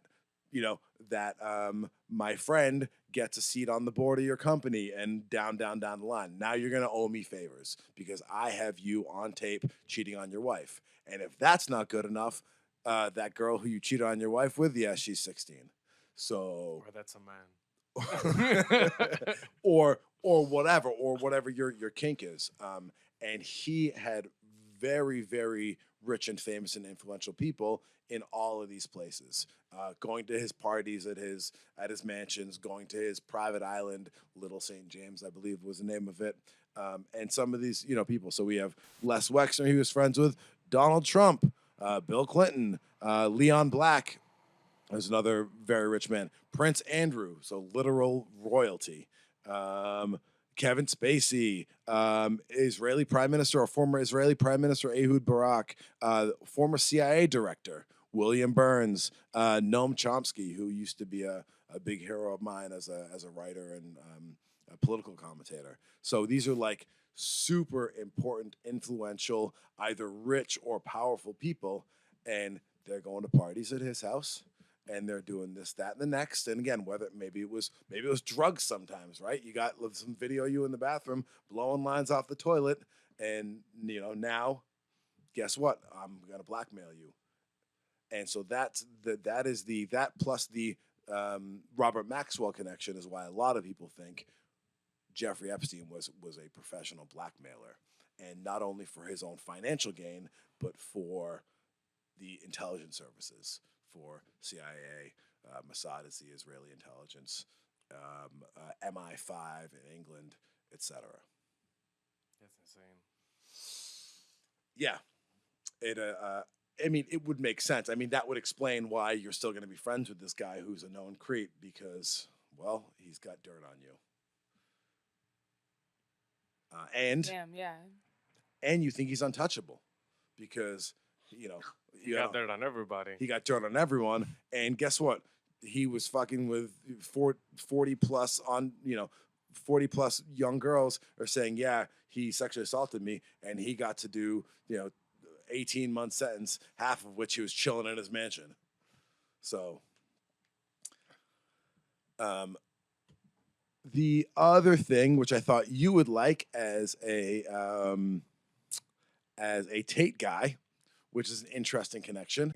So, December 29th of last year, the prosecutor of the Virgin Islands, which is where Little St. James is, where this is all happening, filed charges and is going after Chase Bank for saying they knowingly funded this whole operation. They knowingly were moving money for Epstein. They knew he was involved in trafficking and all that stuff.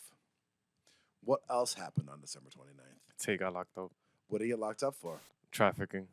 So what happens if on December 29th you Googled human trafficking? Tate came up and not Jeffrey Epstein and Chase Bank. The most Googled person in the world, too, at that point. Look at how they're controlling the narrative. And he got locked up. He was in jail with no charges filed. Like that was still on house arrest. Right, with no charges filed. And again, I'm not, I'm fairly, I'm not a huge Tate fan. I'm not a huge Tate hater, but it is incredibly suspect that you take the most Googled man in the planet, and then you go and press charges on him for human trafficking. the same day you're trying to cover up for one of the richest, most powerful banks in the world. They definitely know about search engine optimization. I mean, it made me think a lot about. I'm sure that again, assuming that that was done purposefully, fucking was. I'm sure that's not the first and only time that that's happened. That a story with similar keywords gets put out there to distract from another story with the same keywords. So I thought that was wild, and I think they've already dropped some of the charges. Right, there's already I think they had rape charges, and there's no evidence for that whatsoever. There's been some sketchiness around there. He's saying put all the evidence out there, release all the CCTV footage and whatever because it shows that I'm innocent. And they're like, no, we're not releasing that stuff. And it's like someone that would be guilty wouldn't want everything to be out, but then it's like, who's the one that's guilty at that point? That's wild. Yeah. And when you think about it, not everybody goes into detail about everything that happens. They just kind of see something and they're like, oh, look at what this person did, and run with it. Yeah. Or look at what this person said about what this person did. Right. And the way I find him, he's not my favorite person just in the way he comes off, but the way that his words have been manipulated to make him seem like a monster is wild. And he says it himself, you take a 3-hour interview that I did and you take 12 seconds of me talking sarcastically and you're like, look what he said, right? That stuff's wild. So when I saw that connection, I thought of you because I know you're about that Tate life. Yeah, I forgot that happened. There's a lot of things. There's every time something big happens, just really look at what's happening. Something that just is all over social media, it's because they're trying to block something. And it's usually not that hard to find because not a lot of people are stupid. Some people are actually talking about that stuff, that Chase Bank stuff. I actually seen it around that time that was coming out because that was the first thing that was getting talked about by anybody that followed Tate. It was bro, they're just trying to cover this up. And yeah. I mean, look at what just happened. We just had orange skies. And you don't hear anything coming from Canada. Yeah, I think they'll, like most stories, there'll probably be some sketch behind what's actually going on with that. I've seen some footage of them starting fires on purpose and this, that, and the next. So, again. And then people explain that it's to stop the fire, so they control this is where it stops, but then it's I don't know, something's going on in the atmosphere where it's it becomes super easy for another one to start over again, and then it's just a cycle and it keeps going and it's more pollution and it's I don't know. Yeah, so what's a controlled burn and what's controlling the burn? Yeah. Who knows? I haven't looked enough into that story to have anything. There isn't insightful enough into out that, yet. but, That's why. There's just not enough out. I tried to see. I was trying to look up and see what's Canada's point of view, but I can't find anything. So I don't know. The last thing I just wanted to say before we wrap up the Epstein thing is that Bill Gates' people just came out not that long ago and said that Epstein was blackmailing him, and Bill Gates was involved with Epstein all the way through, way over and over and over again after he was convicted in 2008. And I barely even knew him. I just went out to dinner with him around some philanthropy stuff. You're Bill fucking Gates. You got plenty of money for all the philanthropy you want to do. Why do you need a kid fucker to help you fund your projects? Wild. Barbara Sampson, New York City's chief medical examiner, listed Epstein's cause of death as pending and said, quote, "In all forensic investigations, all information must be synthesized to determine the cause and manner of death. Everything must be consistent. No single finding can be evaluated in a vacuum." CNN reports that the medical examiner is waiting to rule on Epstein's death until she gets the results of a toxicology report. About a month before Epstein's death, he was placed on suicide watch. But after psychological assessments, he was taken off suicide watch at the end of July. He originally had a cellmate who was later removed for undisclosed reasons. 2 officers were responsible for monitoring Epstein, and it's still being investigated as to what they were doing when he died. As of Tuesday, they've been placed on administrative leave. It was also announced that the New York Metropolitan Correctional Center's warden was being moved temporarily amid ongoing investigations into Epstein's death by the FBI and Department of Justice. You know that he was murdered because, well, for one thing, a friend of mine's one of the people who last talked to him on the phone the day he was killed. And he had a expectation of a bail hearing in 2 days. He thought he was getting out. He was not despondent at all. I talked to his lawyer, told me the same thing. They moved someone out of his cell. They put 2 people, one of whom was not even a full-time prison guard, on duty. None of the cameras trained on the cell worked. They were all out of it that night. They locked the front of the special housing unit that had 8 cells in it, but then they opened all the cells inside. So who was it? So I asked a really simple question, the Bureau of Prisons. Who were the other? So there are 8 cells, 16 minus his cell because he was alone. So that means there are 14 other inmates there that night. What are their names? Where'd they go? Some of them were transferred out right after. Who were these people? Can't tell you that. Really? You can't tell me that? Well, on the basis of what? Because some inmate at a federal prison's privacy concerns, like Trump telling, what are you even talking about? Meanwhile, the Attorney General of the United States under Trump, Bill Barr, issues a statement being like, no, it's totally. Bill Barr lied. There's no question that Bill Barr, well, he clearly suspected Epstein was murdered, but stopped the investigation into it. I went and read Bill Barr's book in which he explains all this, and it's like complete bullshit and transparent bullshit. So I have no idea why the Attorney General of the United States would be lying about this, but there's literally no question that he did. I know him. So Bill Barr's super nice guy. We reached out to Bill Barr like, hey, why don't you come on and explain why you lied about Jeffrey Epstein's death? No.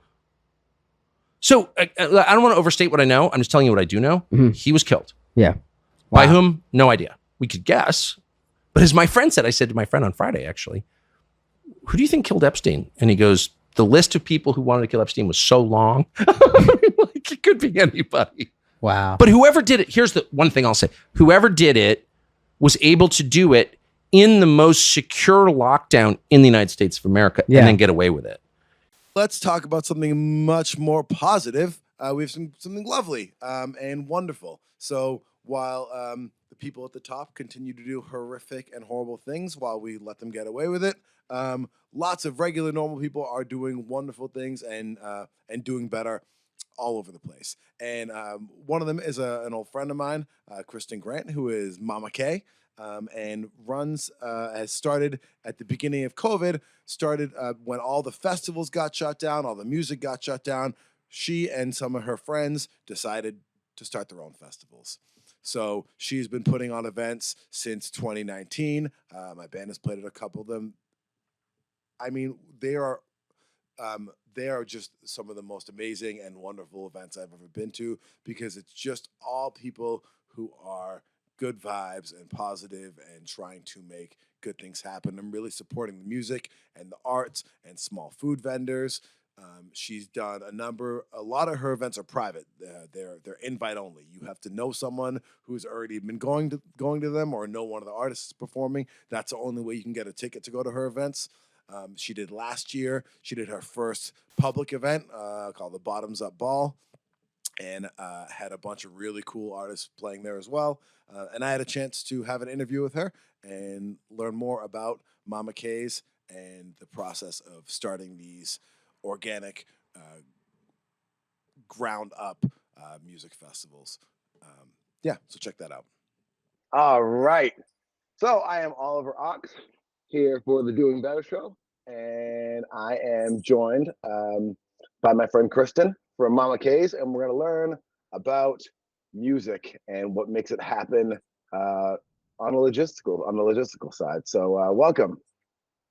Thanks. Thank you for having me. Thank you for joining me. It's great to have you. So I'm trying to think. I was trying to think this morning about if I could remember the first time we met. Do you remember? Because I don't know that I remember the specific first time. Like, it was a long time ago. Do you? All right, so tell me about that. Remind me. I very much remember the first time that I got to see Merrimack Delta Dubstep. So I was like, how are these guys playing in this little bar? Like, I was just blown away. You guys were amazing. I was an instant fan.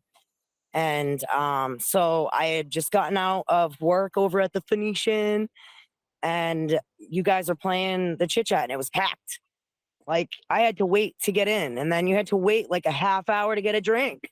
But everyone still just packed that place to watch you guys play. You know, it was awesome. That was now the chit chat's not even a thing anymore, right? I No. think, yeah, that used to be. So I talk a lot with people about that time in not just my life, but in like Haverhill. Like, so Yeah. for those of you that don't know, Haverhill, Mass is where I was living for many years and where my band Merrimack Delta Dubstep is from. And at that time was at like early teens, right? Yeah. 2013, 12, Early somewhere in that 20s. range. Yeah. Yeah. So the scene, like Haverhill was a fun place. Like you go out on a Thursday, Friday, Saturday night, and there'd be 3, 4, 5 spots with live music. There'd be live DJs. Like the streets were like, especially in the summer when the weather was nice, the streets were packed. Like it Yeah. was awesome. Yeah. And I don't know if it's a generational thing with kids just don't like basically the younger generation. I like still bastard, but like kids who are 20, 25, even 30 just don't seem to go out like we used to go out. And even obviously COVID like really murdered that whole scene. But even before COVID, even 2017, 18, 19, it just seemed like those, those places were not as busy as they used to be, and the whole music scene seemed less than it was. And it was a shame because it was so much fun to be able to go out and see different bands and just have people be out. So much And now, variety. exactly, yeah. You And yeah, and now it seems like most people in their 20s are staying home playing games or doing online things. So I don't know. Anyway, a lot of big concerts too. It feels like a lot of that started happening because there was just this sudden shift in all of these varieties of music being local, and it was more like Clear Channel was buying up local radio, and I think that was a huge hit. I mean, that's how I knew about a lot of shows or about a lot of smaller concerts that weren't big giant companies running them, was through local radio. I think a lot of that relationship that you and I got to have with local music, died with that too.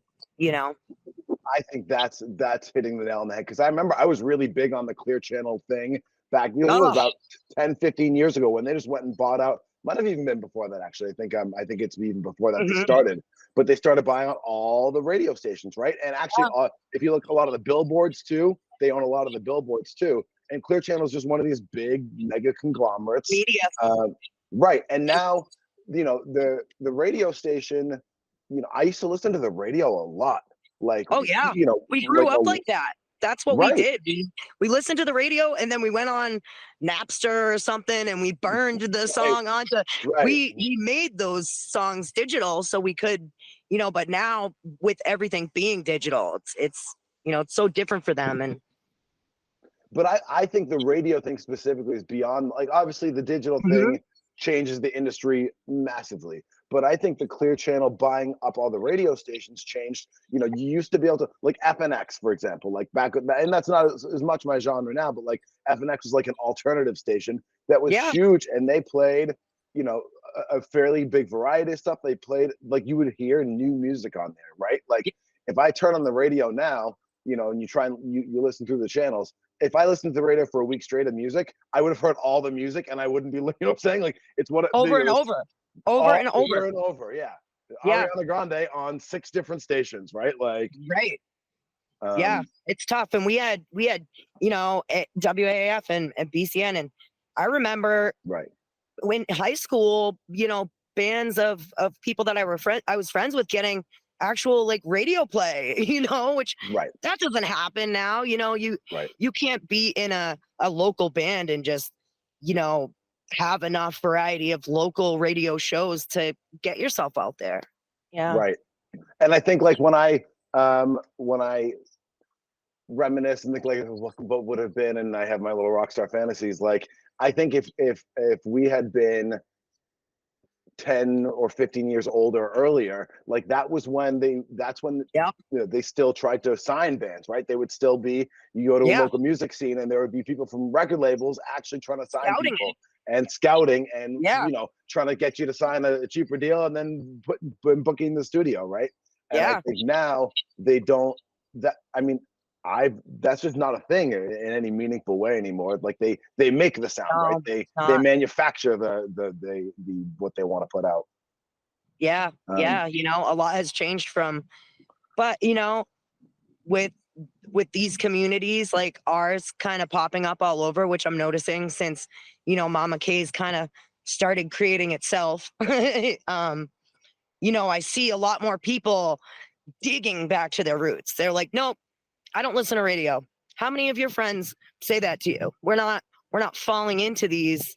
Even my kids, they don't listen to the radio. Right. But they No, mine do don't either. find local artists. And Right. they do dig deeper into music. My son's getting into vinyl, and he wants to. They're kind of starting to dissect it again, which is really cool to see. So I feel like it's flipping around. Like, you can't own music, you cannot own music. Music comes from the soul, man. So Clear Channel can buy whatever they want, but we're still the ones, creating the soul behind it. Yeah, no, that's true. So all right, so that's a great segue. Tell me about Mama K's. Like, when did it start? How did it start? What is it? So Mama K's was basically just a family of like some of the greatest people on earth that kind of fell together during tough times, and there were little pockets of it kind of all over New England. And my girlfriend Kat, who does the Cashmere Lounge camp at Strange Creek, and she's incredible. She's done events, her whole life. She used to actually host a festival herself back, a few years ago. She, was hugely involved in the first time we all got together. And Liz and Ben of Liz Bills and the Change like jumped right in, and they were excited at the opportunity to gather because this was the beginning of COVID. And we were, all of us who are invested in the local music scene, were just, whether you're an artist or a vendor or a musician, or an audience member who needs to hear the music, we were all having that taken away, and so between Kat's family and our family from Haverhill, and then another fest family that I was also friends with, at different music festivals, we all kind of just started getting together. And really, I had the yard and the space and the guts, I guess, to be like, Yeah. let's do it at my house. And so the first event, like, it felt like that we all built it out of, our scene kind of being taken away. I felt like musicians needed to play, and we needed a place to see music, and artists needed a place to art, and vendors were like, what am I going to do with all the stock I made for this year's festival? And so it just made sense. And Ian and I had to cancel our wedding, which was, we were planning on doing a festival style wedding. So I had tons of big art. It just kind of all fell together. It was definitely meant to be, no doubt. And, it's built since, because we're all invested, we all started it, and a bunch of us used to go to all different festivals. So a lot of people didn't see each other a ton, but during COVID, there wasn't anything, there were no festivals. So we kind of built our own little one within the parameters, that they were giving us. And the very first event, we were checking temperatures at the end of my street, and everyone was outside. And, Kat and I, we split the guest list and just tried to have as many people as we could out here without, pushing too many boundaries. We wanted to create space for us to all still, participate in our creative side. It was like that was all being taken away. It was really kind of scary, Yeah. So, and was this the first like event you had organized of this level? Yeah, for sure. I had never done anything like this at all.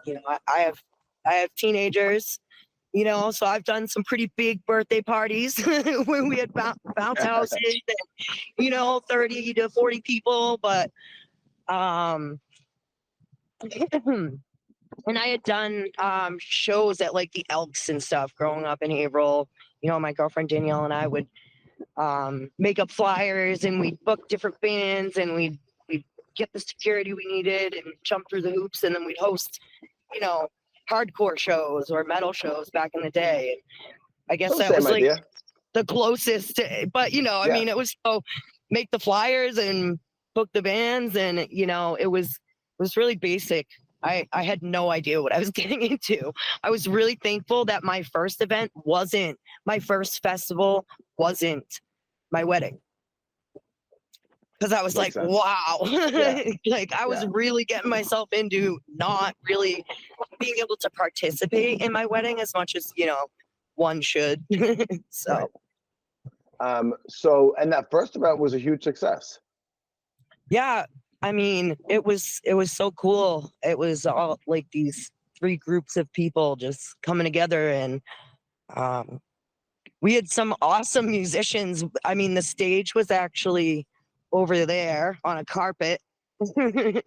Liz and Ben played, and we had music all 3 days, and everybody donated to get in, and musicians played without like any promise of what the heck we'd have for donations, but everything we brought in was getting split up between anyone who played, you know, and they were all willing to play for hoping for the best, you know. It was so cool. We all like came together, and like that's where like our little term villaging was coined, because it was like we recognized that, you know, what had kind of fallen apart with the music scene was the fact that, you know, it becomes about money, and that has never been brought into like what we've been trying to do with, you know, the Mama K's events. It's always just about like, you know, trying to art without having to pay some big giant company, you know. Very grassroots, really. Right, but you always put an emphasis on doing your best to take care of the artists, which is such a different thing because, you know, we've played a lot of festivals as a smaller band, and like it seems like they're like, all right, well, what can we get people to do for free? And that's like their Yeah. entire like mindset of like, all right, let's get as many of these people here, bringing people here for, you know, we'll give them, you know, a quarter of the tickets that they sell, we'll give back to Yeah. them. But like other than that, like, you know, They do the same thing to vendors too, you know. A lot of festivals you see, they'll have like, you know, maybe only 5,000 people, but then they have like 10 tie-dye artists, or, you know, and I feel like when you're growing like that, it is about money. It's not about like word of mouth or genuine growth. It's about marketing or development. And I've always done that myself, because I feel like that's a big piece of what changes, you know, the sanctity of it, you know, is like advertising in essence shouldn't be required for what we're trying to do, you know. right. It builds with the heart. So that's one way that the Mama K's events are different. Is there anything else? How else would you describe the difference between coming to a Mama K's festival and versus anything else? So I've done one public event, but other than that, my events have been private, which I think makes them so different, because it's not necessarily that it's a secret. It's that everyone that's here knows someone else that's here. And there's this awesome social accountability that everyone that's here appreciates. You know, like the first time we did it, people were trying to use nicknames on the guest list and stuff. And I'm like, no, you know, if you're going to be staying in my backyard for the weekend, I feel like you can give me your real name. You know what I mean? Yeah. And that kind of, it throws this other spin on it that other festivals, because they're trying to work for big numbers or, you know, impress people with these, you know, 10 vendors that are the same thing, or, you know, 100 bands, instead like putting the effort into just keeping it like honest and like community oriented. You know, I think these events are really intimate to people. They're heartfelt, you know, everyone who comes up here and participates, like always puts in, you know, more than they signed up for. You know, like volunteers will pick a shift and then you'll see them the next day. I know they don't have a shift that day, but I see them emptying a trash barrel and going and putting it in the dumpster. And then they come up, hey, where are the trash bags?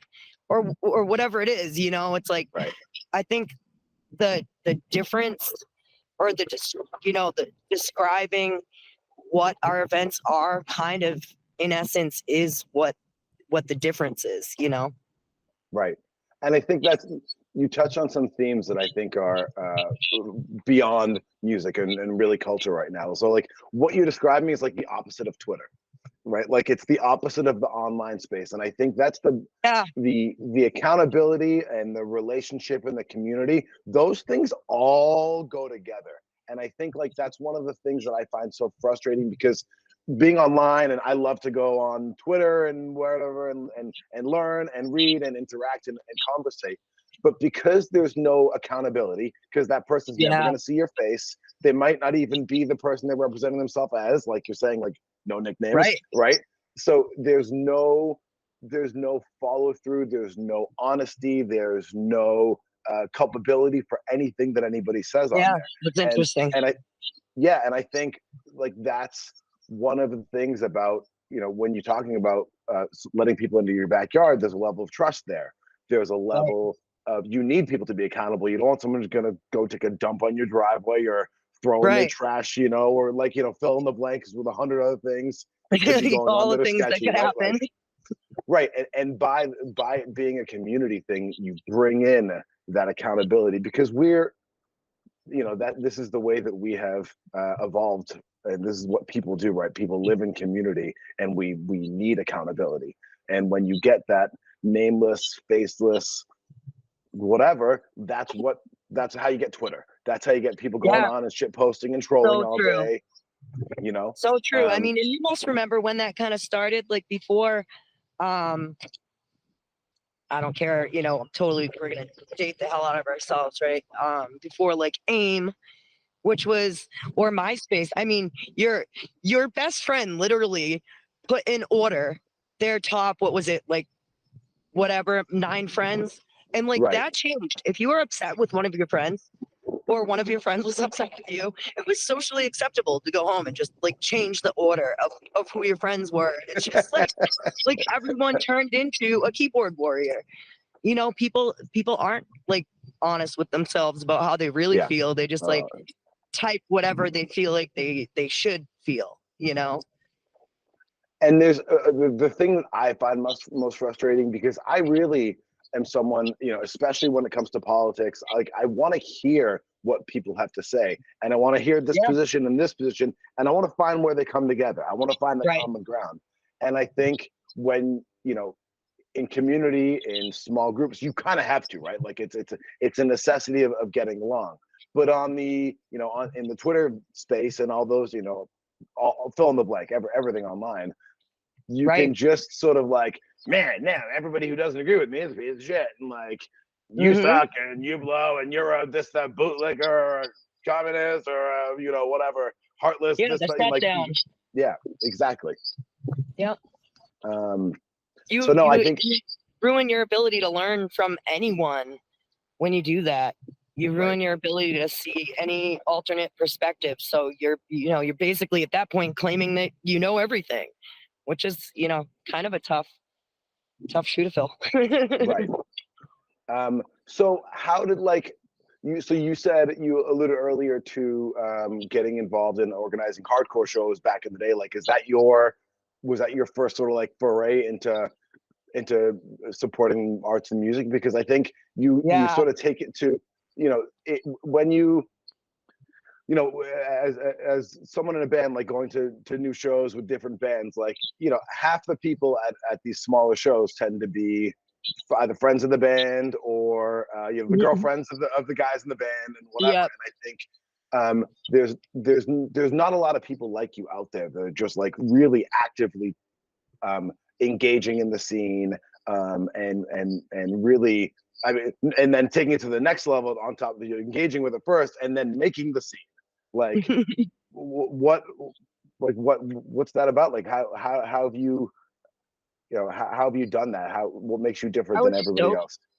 I was super stoked actually about this question because it made me kind of think about it, and I guess I never really had.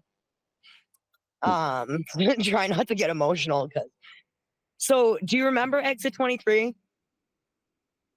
Exit 23. So Exit 23 was this little music club in Haverhill. And when I went there, it was like under the train bridge over across from like Ken's Diner. Not Ken's Diner. Over like after Lafayette Yep. on Washington. And so it was this tiny little club, and he only had a couple rules: stay away from the window, don't be a dick. And he would book all these local bands, and he sold like Coke and Pepsi and water. And you could go out and see local music, and you didn't have to be 21. We had a few of them like that. There was like Edge of the Jordan, and like I can't think of the other ones, but we had like 4 or 5. And over time, like some opened up and some closed. I don't see a ton of that. I don't see a ton of people like the owner of that place. His name was Jeremy. And I remember when it shut down, I was so sad. I still have the newspaper, from the day they closed. And so I guess like that's kind of how I've always approached music, is recognizing that like it all really stems from like the local scene that you provide, and I just see so many music venues getting further and further away from trying out new things or bringing in new artists, or even just taking care of them, like you said. It's like I can invite vendors up here, and I can invite friends to come camp and hope that people play music, but it's like I can't truly make it into some kind of music festival without a bunch of musicians who want to just play for us. And that's kind of what Jeremy created with Exit 23. He created this awesome environment where literally one of the rules was to not be a dick. And he wanted everybody to get along and just enjoy music. He booked all kinds of bands. I mean, you could go there and see everything. I mean, he had, punk bands and hardcore bands and metal bands. He was the place you'd go to see like that really weird band that you were like, what did I just see? And I feel like that was like, really part of the core of, why why I feel so invested in local music, was that influence growing up in a city where people like Jeremy, opened their domain, or, places they invested into to create a safe space for musicians to play for people who want to see music. It seems so basic, but a lot of that evolved. And, we hit on that in the beginning when we said Haverhill was a hell of a place to grow up, because there was music everywhere. I was 15 years old, hiking all over that city, going to see a show up at the Elks Club, and then hiking down to go catch, the second and third band down at Exit 23. Danielle, Russell, and I, we would hike all over and see music. And that was before we could even get into a club. Then we could get into clubs, and we had a multitude of different places we could go see a bunch of the same bands, even, and different ones, so Haverhill definitely is like near and dear to my heart when it comes to the music scene. It's really cool to bring it up to Maine and be able to share it with other people. Yeah, no, it's amazing, and it's really, you're filling in such a needed niche right now. It's so, because I feel like whereas the music scene used to sort of have this, you have some small local bands, and didn't make any money, then you get some make a little bit more money and a little bit more, and all the way up to Guns N' Roses, or whatever, filling your blank or whatever it was. And you could go to see shows with no cover, or you can go to $5 shows and $20 shows and $50 shows and $150 shows going to go see Bruce Springsteen or whatever. But now I feel like it's either free shows or it's $1,500 to see Taylor Swift with 60,000 other people at Gillette. Like there's no in between, right? Like That's really true. It's so true. Like this little group I'm somehow being gifted the opportunity to be part of. I've met people that run like smaller venues, and definitely they struggled through COVID. Some of them didn't make it out, but places like Harry's Hill. I mean, there's not a lot of places you can go to a 3-day festival that's so grassroots like they are. And like I'm inspired by places like that. But you're right. There's not a whole lot of them out there anymore. There's not a whole lot of grassroots style music events where musicians are making money that's coming in, and it's not about some big business. It's about creating the scene and creating an environment, a safe space. so what's the next event? What's tell us So the about it. next event is the summer soiree. This will be the fourth summer soiree. The first one being that very first one that I was talking about where the carpet was the stage over there. And so that's the last weekend in July. We have over 30 musicians booked, tons of awesome Haverhill music. And I mean, there's people that are flying in, from California to make sure that they're here because this little thing that we've all built has, become so near and dear to him. Or, I mean, there's people literally coming from all over the country that were part of, the first one that are just like, no, this is our thing. It's really cool. And you're back to private again, right?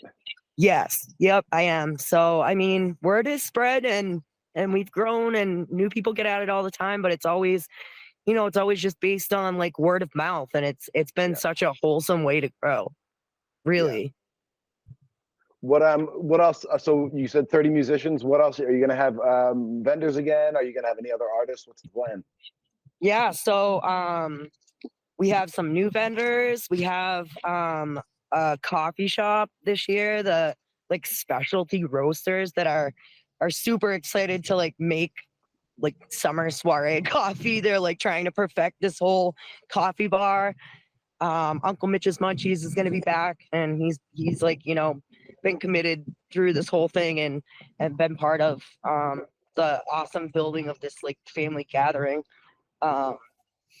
We also added some really cool people to our family through Bottoms Up Fall, which was the fall event that I did, which is the Bliss Dome people. They come and they build this huge dome and they light it and they have like this little vent inside, and they just create like this really cool visual art, number one, because it just looks awesome, but it's also like a really cool space to hang out, which I anticipate will probably be used for shade at the summer soiree. We all know how hot it gets out here. It's like, open sky.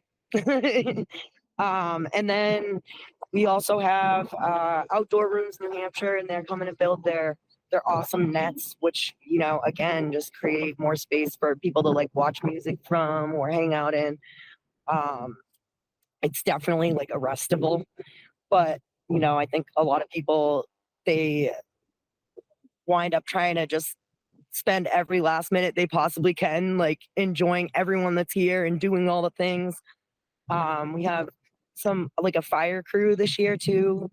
Treasure, she dances with Liz a lot, and she's gonna be doing some fire and some hooping and some whips. Yeah, so it should be a pretty awesome year. We definitely have a full schedule. A lot of the musicians or people that come and participate in it, they want in the next year, right, but they also want to bring their other band. So, it's just been like steady growth. Like, we're not going to do a lake adventure this year because I feel like if we stay here and we're doing a bring your own pool party, and we're going to have music by the pool party, because I feel like we lose lineup time by, getting everybody back and forth. And I always really try to create a schedule that people are happy with, which Right. I added a day too, so that we have even more lineup.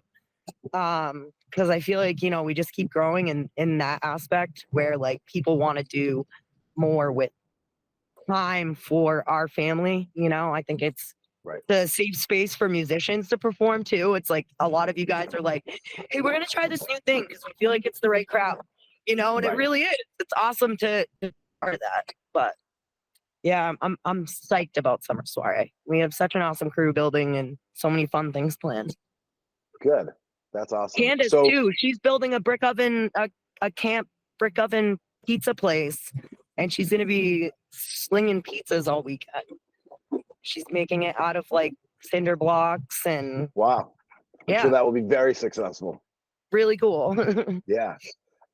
So for outsiders, is there any way for outsiders to get into the Mama K's experience? How does that work? If they don't know you, what are they gonna do? Yeah, I mean, well, they can get in touch with you. Or a lot of times, they can kind of search online and try to find some content maybe. Yeah. Or know one of the bands or vendors. And I always give people the opportunity to like share.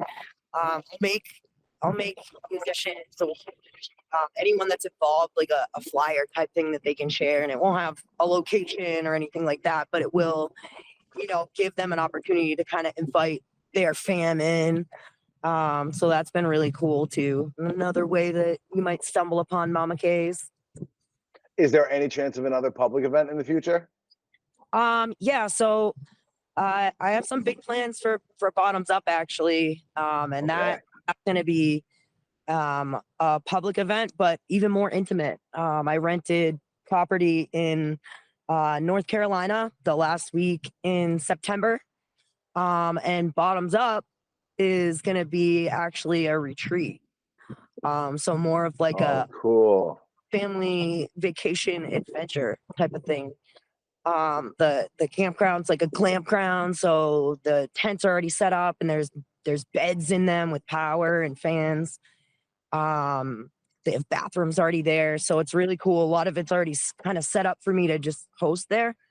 But I'd like to bring travel into the mix a little more. So so Bottoms Up Ball, I'm gonna allow people to share more publicly.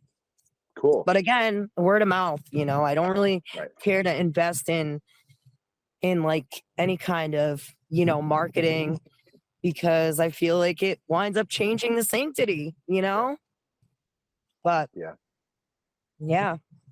Awesome. Well, I would I would like to see if I can make the trip down to North Carolina. That'd be a lot of fun. Yeah. And is that you said it's going to be like a family style event? So yeah, so I would love to make it. I really want to focus on continuing to the all ages thing that I did with Bottoms Up Ball. I think because we have such a wholesome crowd, I don't really have to worry about some of the problems that come with having kids at other festivals. And we have a group of family focused people, and I've invested in the art supplies and the system to make sure that we can safely have space for families. So I don't see why I wouldn't just keep up with that, So yeah, I will definitely open Bottoms Up retreat to, all ages. Cool. All right. I think I'll have to make a trip down with the family then. That would be a lot of fun. Yeah, that would be awesome. I would love that. Do you is there any way for people to find out more when they're watching this, if they want to learn more about Mama K's and the events that you do? I mean, because it's been a private group and aside from Bottoms Up Ball, I don't know that I'll change that, but you could go on to Bottoms Up Ball, which is spelled B' Autumns Up Ball. And we'll find link that on Facebook. Yeah. And I will post an update on this year's bottoms up ball on that last event, so that anybody that didn't end up in the Mama K's group that, you know, loved what they experienced at bottoms up ball could be part of, you know, future events. That would be a good way for somebody to, you know, say, oh man, you know, I must have missed hopping into the group, you know, but I really loved that event. That would be a good way to do it. Again, for sure. Awesome. Well, I'll make sure we get the link of that in the description of the video so people can learn a little bit more. Definitely. Awesome. Is there anything else you want to talk about before we say goodbye? Yeah, no, I just you know, I hope that when people watch this or listen to it, that, you know, they feel motivated to invest in more in their local music scene, you know, their local artists. Get out there, buy your art from, you know, people at fairs and festivals and local shops, instead of, you know, hopping on to Amazon and buying a print that costs $3, you know. Right. Invest in local art. And I think if we all start embracing that all over again, maybe we can get our radio and everything back from Clear Channel. Give our kids a shot at a decent music scene, you know? Well, no, I think that's a great way to end it. I would love to see more people getting enjoying and getting involved. You know, when I was a kid, I spent all of my money from my jobs and my lawn care and my shelving driveways and my babysitting. Went to CDs and posters of bands. Yeah. And, I would love to see. I think a lot of it will be kids supporting it, but I think, you know, people our age too, getting out there and really getting involved and, you know, buying, like you said, buying the art from an artist, not from Target. Yeah. And going and spending go to 20 shows for $20 each or $50 each instead of going to Taylor Swift for $2,000. Yeah, I very rarely go to a big concert anymore, and it's not because I don't love some of these bands that are still out there touring, or it's because I just really don't want to support these big conglomerates that just basically steal all the money from the people who are really working, which is, you know, the musicians and the vendors and the people working at the facility, you know. Right. Yeah. Well, thank you very much for joining me on Doing Better. You are a perfect example of someone who's getting out there and doing better and making things happen and really creating the world that we want to live in. So thank you very much for that. Thank you for joining me. Thank you for hosting Merrimack Delta Dubstep all these years. And I look forward to playing there again. Yeah, that's going to be great. Honor. Thank you. Thank you so much. Thanks for allowing me to be part of it. So to get into our end of the show discussion, we'd like to bring this back to a more personal tip, talk about our relationships and the way that we conduct ourselves in our daily life, and to try and always be doing better in our personal lives. We're going to talk about the topic of trust, and we have a great new segment, which will hopefully be a regular thing on the show. We have Max Wisdom from my friend Max Lewis, who's going to share his perspective on trust. Okay, so we're going to talk about trust. On the back of a dollar bill, it says, "In God we trust." God itself, or God himself, herself, God the entity itself, or God the belief, whatever you want to call it, is not based on something tangible. God is based on a belief. You believe something is true. You believe that there is someone or something looking out for you. Well, that belief is called faith, not trust. Trust is something else. When you have faith in something, you are believing in something that is somewhat intangible, something that you've never seen, something that it can't be counted. That's faith. Trust is the idea that I trust that if I take $1 and I give that $1 to someone who already has $1, I trust that now they will have $2. That's not faith. I can trust that these things are going to work out. I can trust that if I drop a hammer on my foot, it's going to hurt. I can trust that is what's going to happen. These are things that you trust in. I trust gravity. I don't have faith that gravity is going to work. I trust that gravity is going to work. If I drop something, it's going to hit the ground. So when we're talking about other people, do we have trust in people, or are we really having faith in people? You have faith that a person won't lie to you. You can't trust that they won't lie to you because that is out of your control. That is in control of another person, another, I guess, entity that has a choice. And there's where the problem comes in. When you trust in something, the thing you can trust in does not have an opinion, does not have a choice. I can trust my hammer to be a hammer. I can trust my desk to be a desk. I can trust that a vicious dog will bite me because it's a vicious dog and that's what they do. So this is how I believe we might want to start looking at trust against the word faith. That's how it works in my head. I'm nobody to listen to. I'm just another guy with an opinion. So that's my friend Max and his take on trust and faith. What do you guys think about that? When he was saying like, oh, in God we trust, is it really trust or faith? Is it? I was thinking like, do you think maybe it says that because people want to believe that they have so much faith like in God that it's like um you're just sure it's going to happen because it's God and that's what you believe in. So it elevates from faith to the level of trust. Interesting. At least from what I've read, with a couple of like different kind of books of like the 48 laws of power and like kind of, I feel like at least that instance of it being on a dollar bill is just a tool. You just look at it like in God we trust, when in reality like there's nothing godly about the Federal Reserve like at all. But it says it on it, so you see it, and then like how he says people look at trust differently, like they relate it to like kind of faith or whatever. Like people get confused along the way on that. So I liked what he was saying. I get what he means. Like, oh, I could trust my hammer. It's gonna hurt if I drop it on my foot, or I could trust gravity. Like, yeah.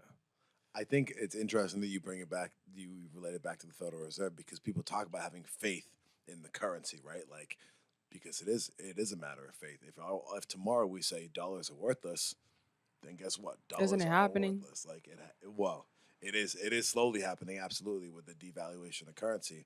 But with all the, with pretty much every currency in the world, they're all fiat currencies. They're all based on faith in the currency, and it is entirely a matter of your trust or faith, as Max would say, in that institution in the country that backs the dollar, not the dollar itself as just a piece of paper or a piece of fabric. I think there's cotton in it or whatever, maybe it's wrong, whatever. But either way, that means nothing without your faith in it. What about interpersonally? Do you, how do you decide to trust somebody? Like, what does it mean to trust somebody? What does it mean to place your trust in somebody? Do you trust a lot of people?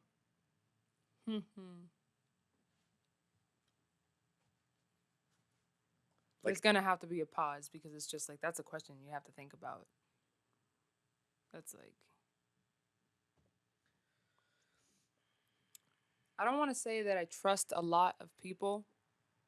I would like to.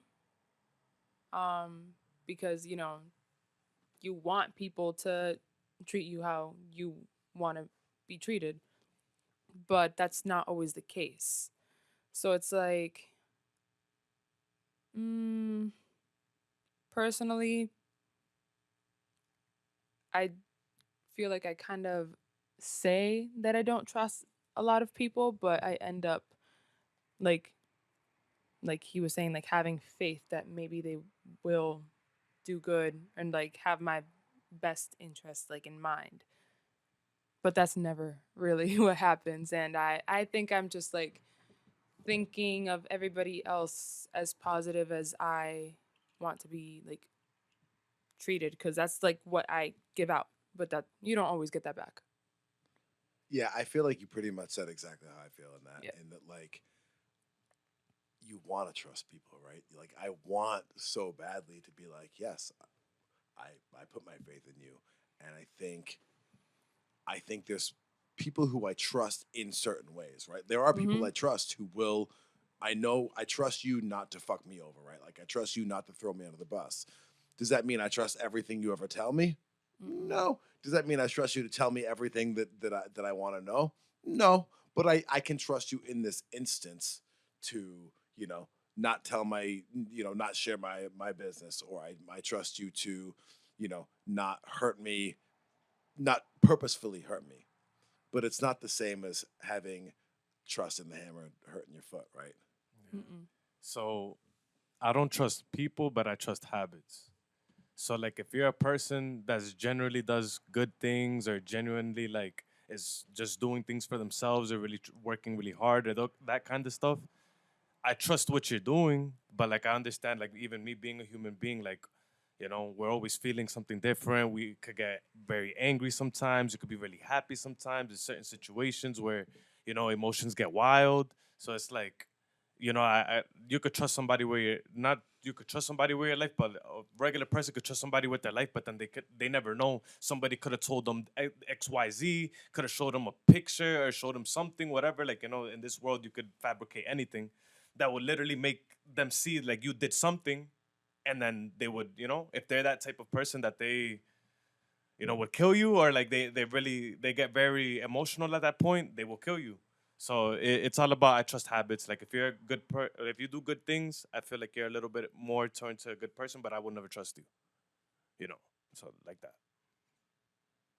What if it's like, um, say someone you just met, right? Yeah. And okay, here's an example just so it'll be easier to understand.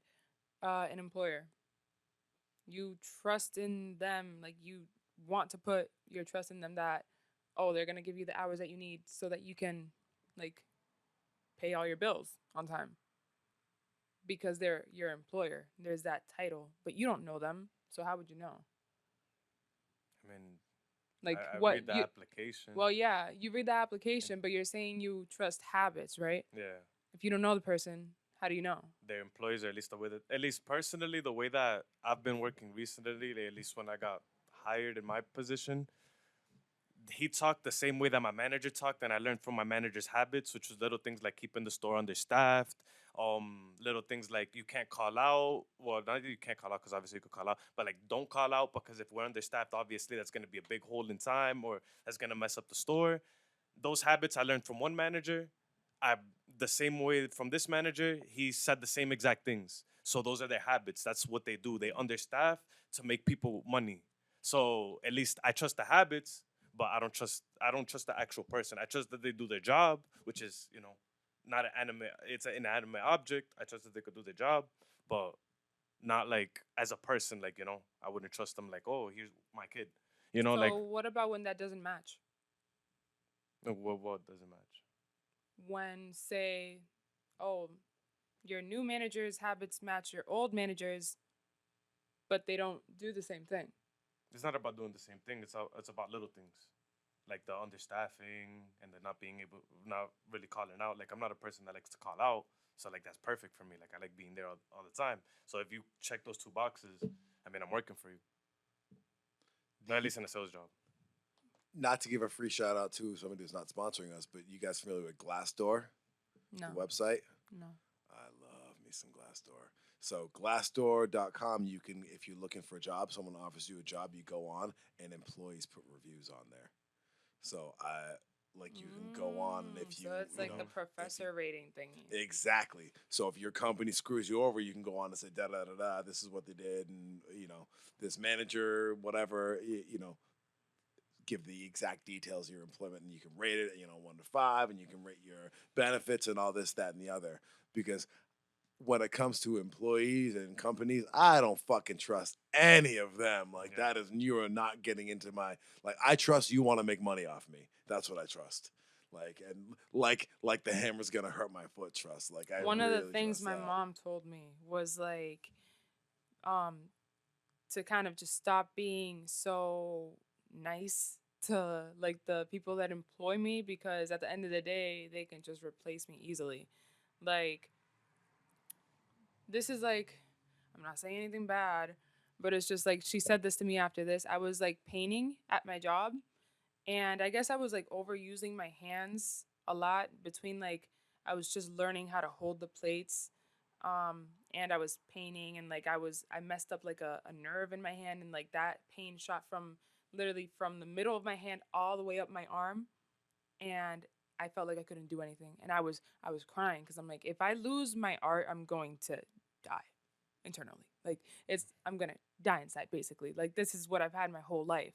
This is what I use to express myself all the time. If I lose that, it's over for me. And then my mom was just like, you can't just like be so nice and do things for people when it's hurting you. You just have to like, you know, they can get someone else to do that. They can pay somebody else to do that. It doesn't have to be you. Yeah, I think that's a really good point because I think that's one of the things that jobs try and make you feel is that they really value and you're really important and that that you're not replaceable, You are. but you are. Like you absolutely are, and so much of that is to And that's something you can trust.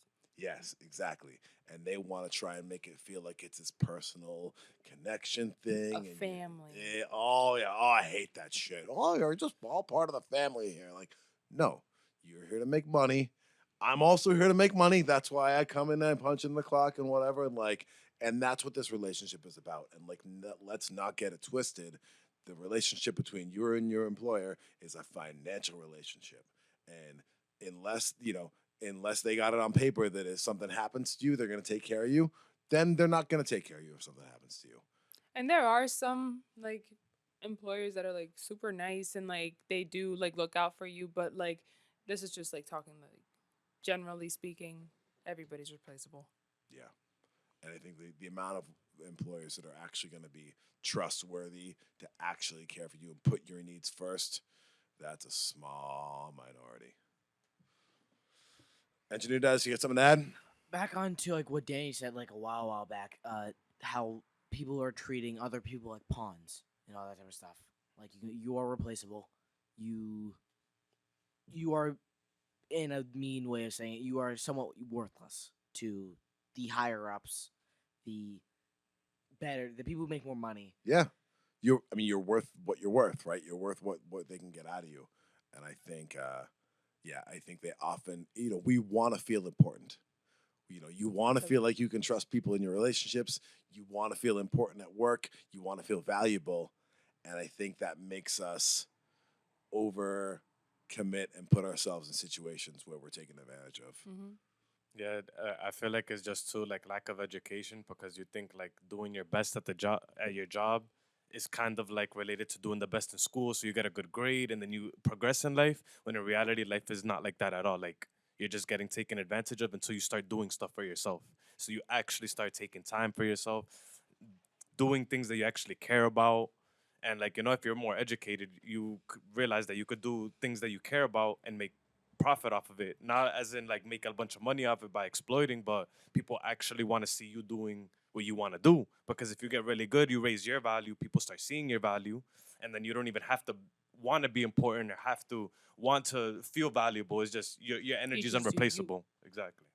Yeah, when you're adding value, you should be rewarded for adding that value, right? And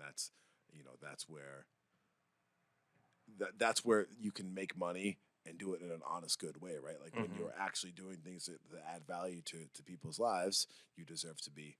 And you learn that with going to the gym, because in the gym, if you don't do the workouts correctly, you fuck yourself up bad. You could look like you're doing the shit, but if you're not really doing the shit, you know how your muscles are going, you're fucking yourself up. But if you do it right, you start seeing the growth exponentially and you build value, you build muscles, you know? Before and afters. And that's why I recommend the gym to everybody, because that's just the way it is to progress. It's very like not animalistic, but very like, you're working on your body. That's the only thing you really have. So learning how your body could grow, get stronger, what it responds to, could teach you how to move through life and how to respond to life. Because life is, everything's like, you know how like an atom could look like space? And like everything's just the same thing over, like in each other, upset. Like everything just the same shit. So once you know the basic shit, you could take that shit, do whatever you want with it. Yeah, discipline and good habits and reinforcing the right things. Absolutely. This has been the Doing Better Show. Thank you so much for joining us today. Please take a moment to like and share and subscribe and post us out to the whole world, because we want to keep doing better and we want to do as much good as we possibly can. You can find us. I am at Ox the Chain pretty much everywhere. We got Jaws Millenny, who you can find on Instagram and TikTok. And Danny, DZWGM. You can find me at DZWGM or Broadcast DZ anywhere. And he's always putting music out. He's always being creative and always doing something new. So go find that. Where can we find? Not yet. He's off the grid right now. And shouts to Engineer Des, who's on the DL. Engineer Des will not be found.